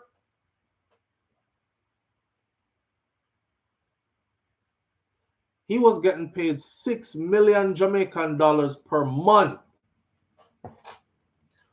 So when you talk to me and tell me about Jamaica, I have no money and you know it took a while to do things and hello Google, talk to me. How much is 75 million Jamaican dollars in US dollars? 75 million Jamaican dollars equals 468,059 United States dollars and 90 cents.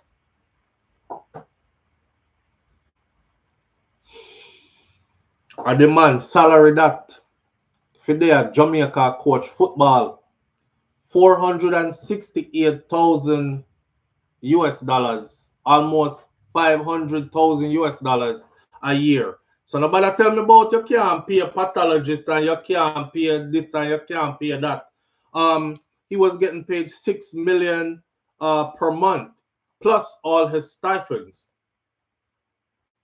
How much is 6 million Jamaican dollars in US dollars? 6 million Jamaican dollars equals 37,444 United States dollars and 79 cents. That's his monthly pay. So I'm just using that as an example. All right? All right. Flo, your pocket watch, Jerome said Jamaicans will say these things to shut you up. Yeah, and them can run up and broke them neck in a you know what, because the Jamaican them will say them something there is the idiot Jamaican them that we need to like not even pay attention to. We are fight for better in our country and we are show the people them say, don't make them people here run circles around your head and fool you. Matter of fact, for 400 and something thousand US dollars a year, you could have split that rotted in about 4 or 5 different salaries, and that would be top pay for our own, to curate our own. But you rather give one white man from foreign, almost $500,000 US every year to come coach a team that goes nowhere. Yeah, I said it goes nowhere. And then what? almost 40,000 US every 30 days. All right. Keep on letting them tell y'all about we don't have no money. Jamaica is a poor country and we don't have any money. And where you expect the money to come from, SouFlo?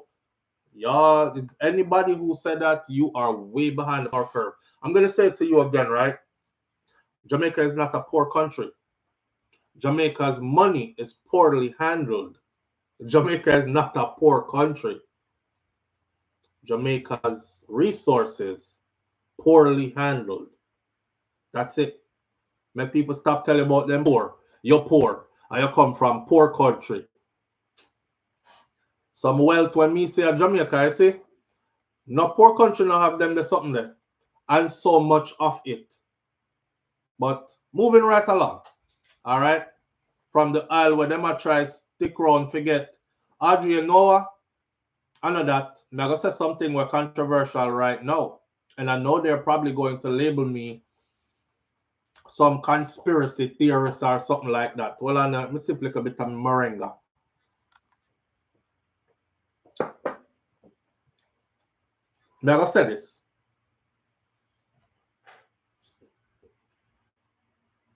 Very valuable things have been found in Jamaica.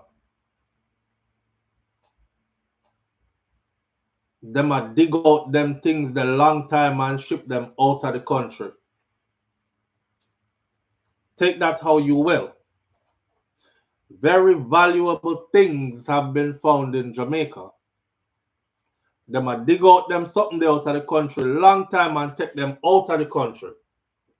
Jamaica will never benefit from them and Jamaicans will never benefit from them. If I'm the person who you depend on to come dig up your house and find stuff and then tell you when me find, you best believe so when me Ross find the most valuable things, me I take mine straight off of the top. Me not argue with you about watch. Okay, so Jerome, me did a dig in your backyard, you know, come me have the machine them for do it, you know, you hire me for do it. So me look down there and find about 10 ton of gold, you know. So how much right you go give me? Hello. When me done take out about 5 of that first before me tell you say, about 5 down there, you know. So how much of the 5 y'all give me? Because I want half of it. Right? So in essence, them end up gone with 75% of it. And then our leaders are going to split up the next 25% what Jamaica will get left with. And that goes for anything that is valuable that is there. You can take it however you want to take it. Oil, artifacts, other precious minerals, stones, whatever.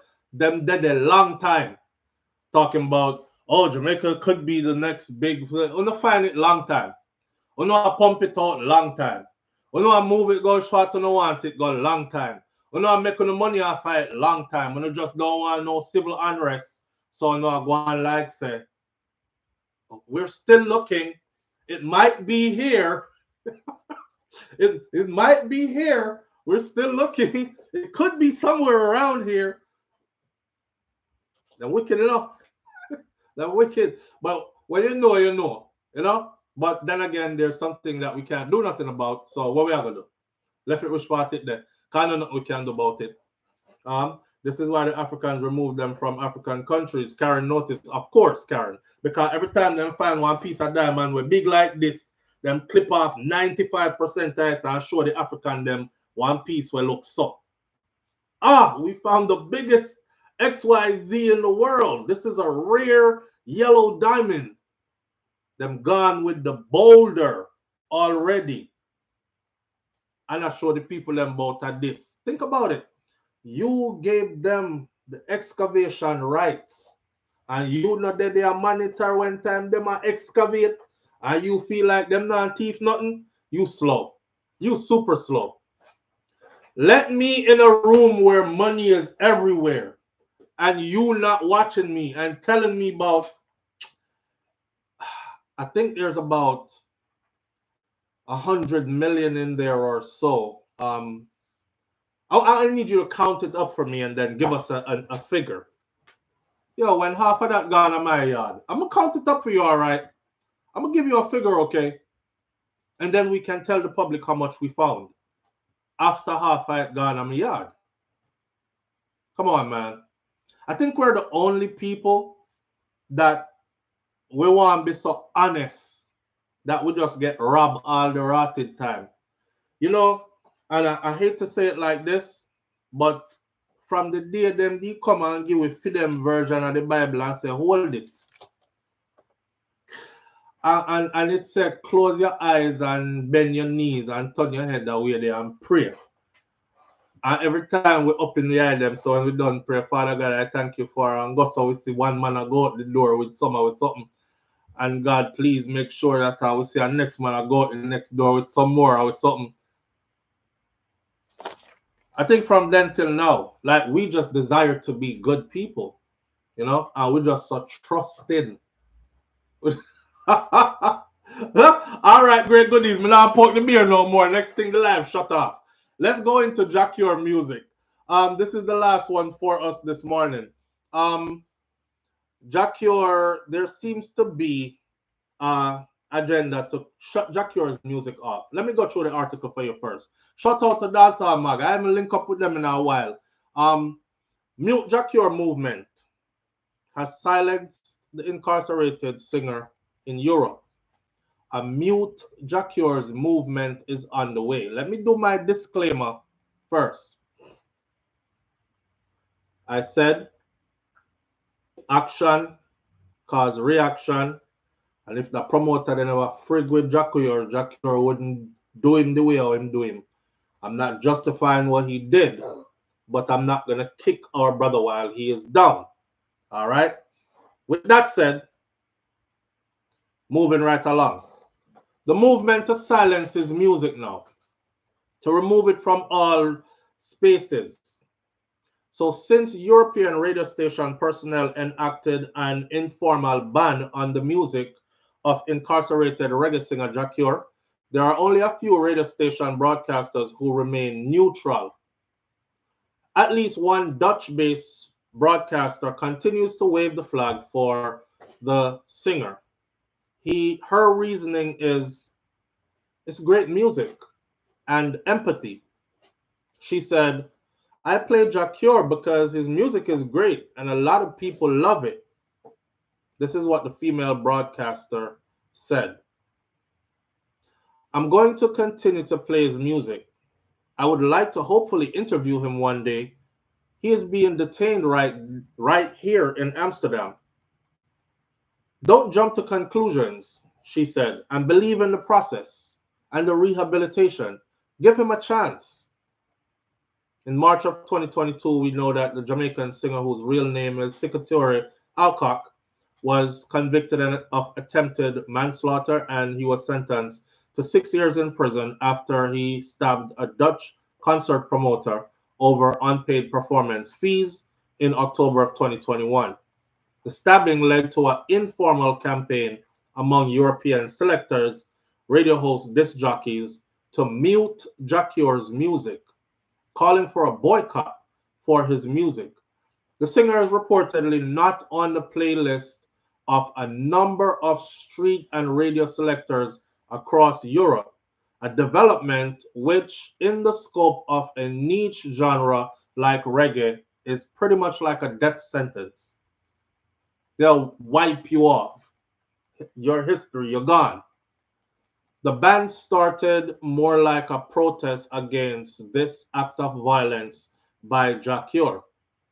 At first, it was just members of the reggae music groups having conversations about it on social media in their chat groups, and then they stopped playing him altogether.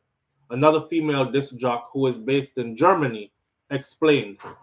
She said, it's been almost 4 years, and Jah Cure songs are now largely missing from the reggae music scene.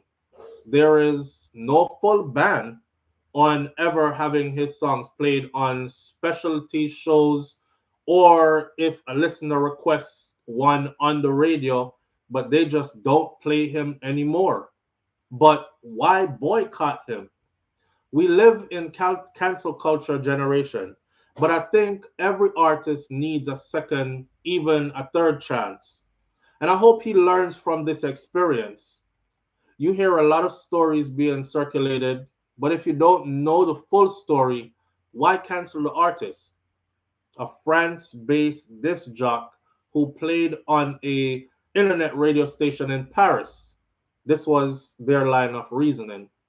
At the end of his trial, the judge ruled that Jah Cure's actions were not a premeditated act of attempted murder, and he was acquitted of the more serious charge. This is something he is still fighting today, because where he is at, the law allows for the prosecution to take the judge to court because the prosecution believes they laid out their case clearly enough to where Jah Cure should have gotten the more serious charge.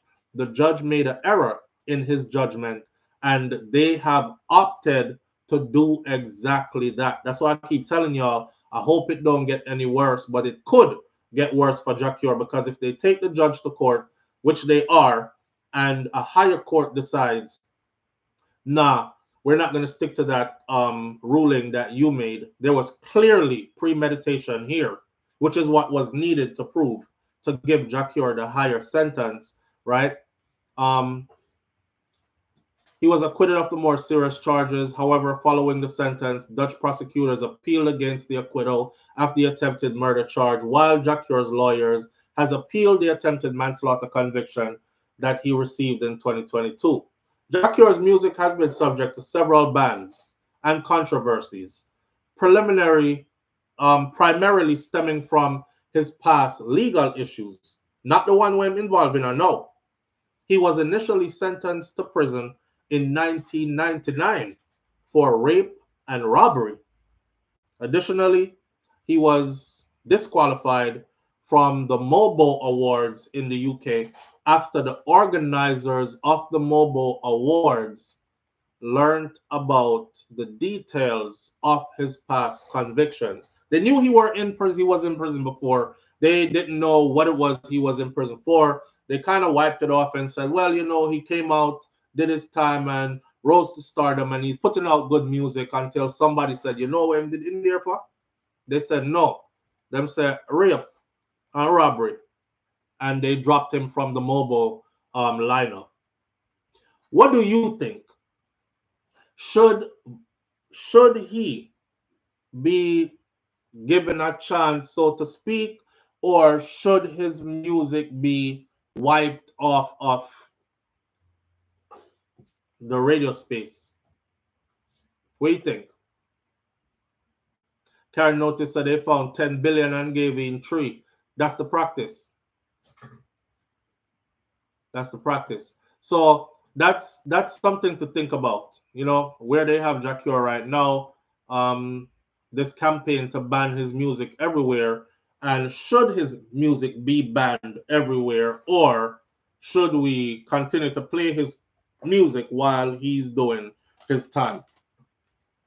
I don't think it should be wiped off, says S Diva. Dorothy T says, give him a chance. I agree. I don't think his music should be wiped off either. And again, you know, remember what we said the other day about looking at the artist versus their art? The artist and the art are two different things, you know. The artist, as he presents himself, is different than his life. And when have gone over here, so right? So I mean, Jah Cure don't sing about guns. Him not sing about stab up people. Him don't sing about, Jah Cure doesn't sing about anything immoral. Let's put it that way. Think about it. Jah Cure does not sing about anything immoral. Him not sing about violence. Him not sing about him big gun and chip glock and dung in a girl throat hole and none of that. None of that is in his music. Jah Cure's music is literally music you could play around your kids. Right. He sings uplifting music. He sings about love, and him sing about life. So most definitely I would say continue to play his music, because that's the positive side of him. You know what I mean? Why kill the positive side of him while you're there criticizing the negative side of him? You get me?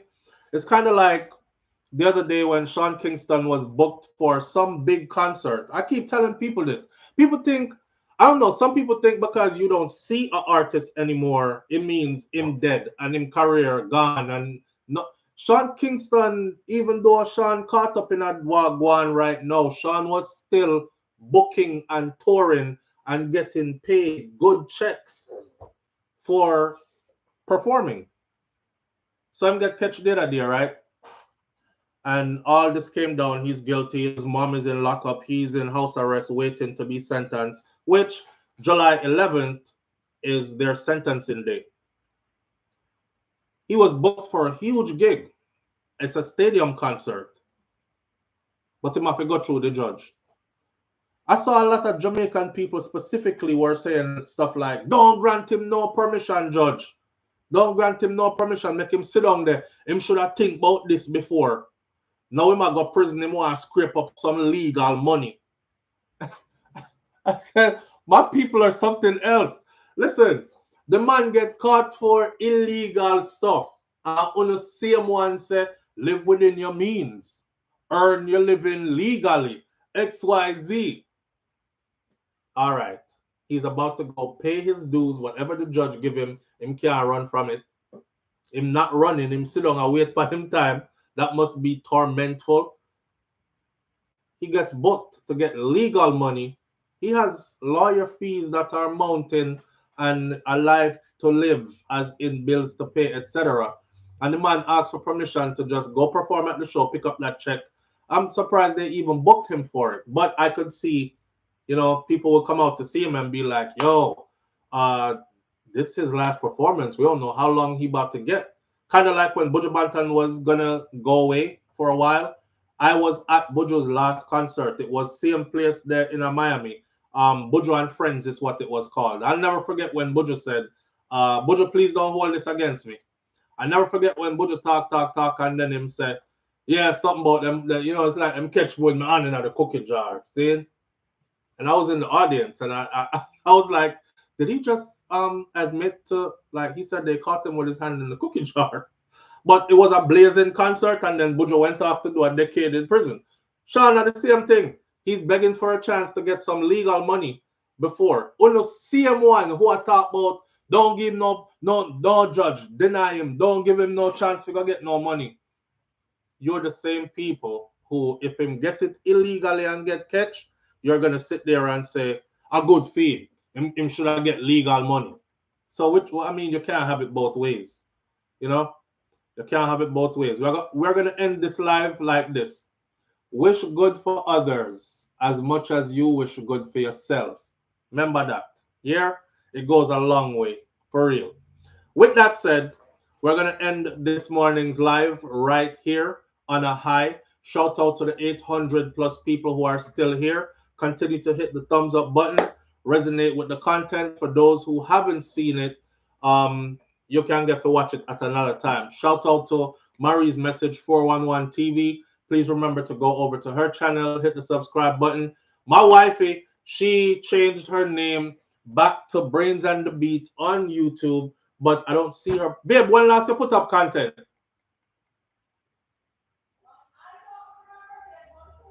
She not even member. She's about 2 weeks. Anyway, she's Brains and the Beat again on YouTube. And that was actually the winning question for the last money we gave away, which was $200 instead of $100, right? It was Brains and the Beat because she is no longer Shakira Spear. So go check out her channel as well, and her content, as well as Marie's Message and Lovely Aneka, who is also here. I don't know if Lovely Aneka is here. I haven't seen her this morning, but go check out hers as well. Manners and respect to each and every one of you tuning in. I appreciate you greatly. Big up yourself. The weather is nice. Please stay out of the way of people's problems.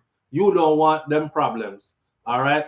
Them are plan to kill off we kind under Sykes. But you have a right to escape if you're feeling threatened. Stand at your yard. That's what I'm telling y'all. I'll see y'all later. And happy Father's Day to all the fathers out there. When it comes, big up on yourself. Manners and respect. You know how that go already, right? We have to take that like ain't no big celebration and surprises and all these things. It's just Father's Day. But we ain't gonna cry about it. From one good father to another, I salute you. Continue to do what it is that you do, because your true reward will come from those children there. All right? I'm out. Peace. No, I can't do that. I can't do that. Miss Ruby, my grandmother, right there. Miss Ruby said, be good. If you can't be good, be careful. And my grandfather, Mas Cleavy, said, I will see you tomorrow if God spare my life. All right? One love. Peace.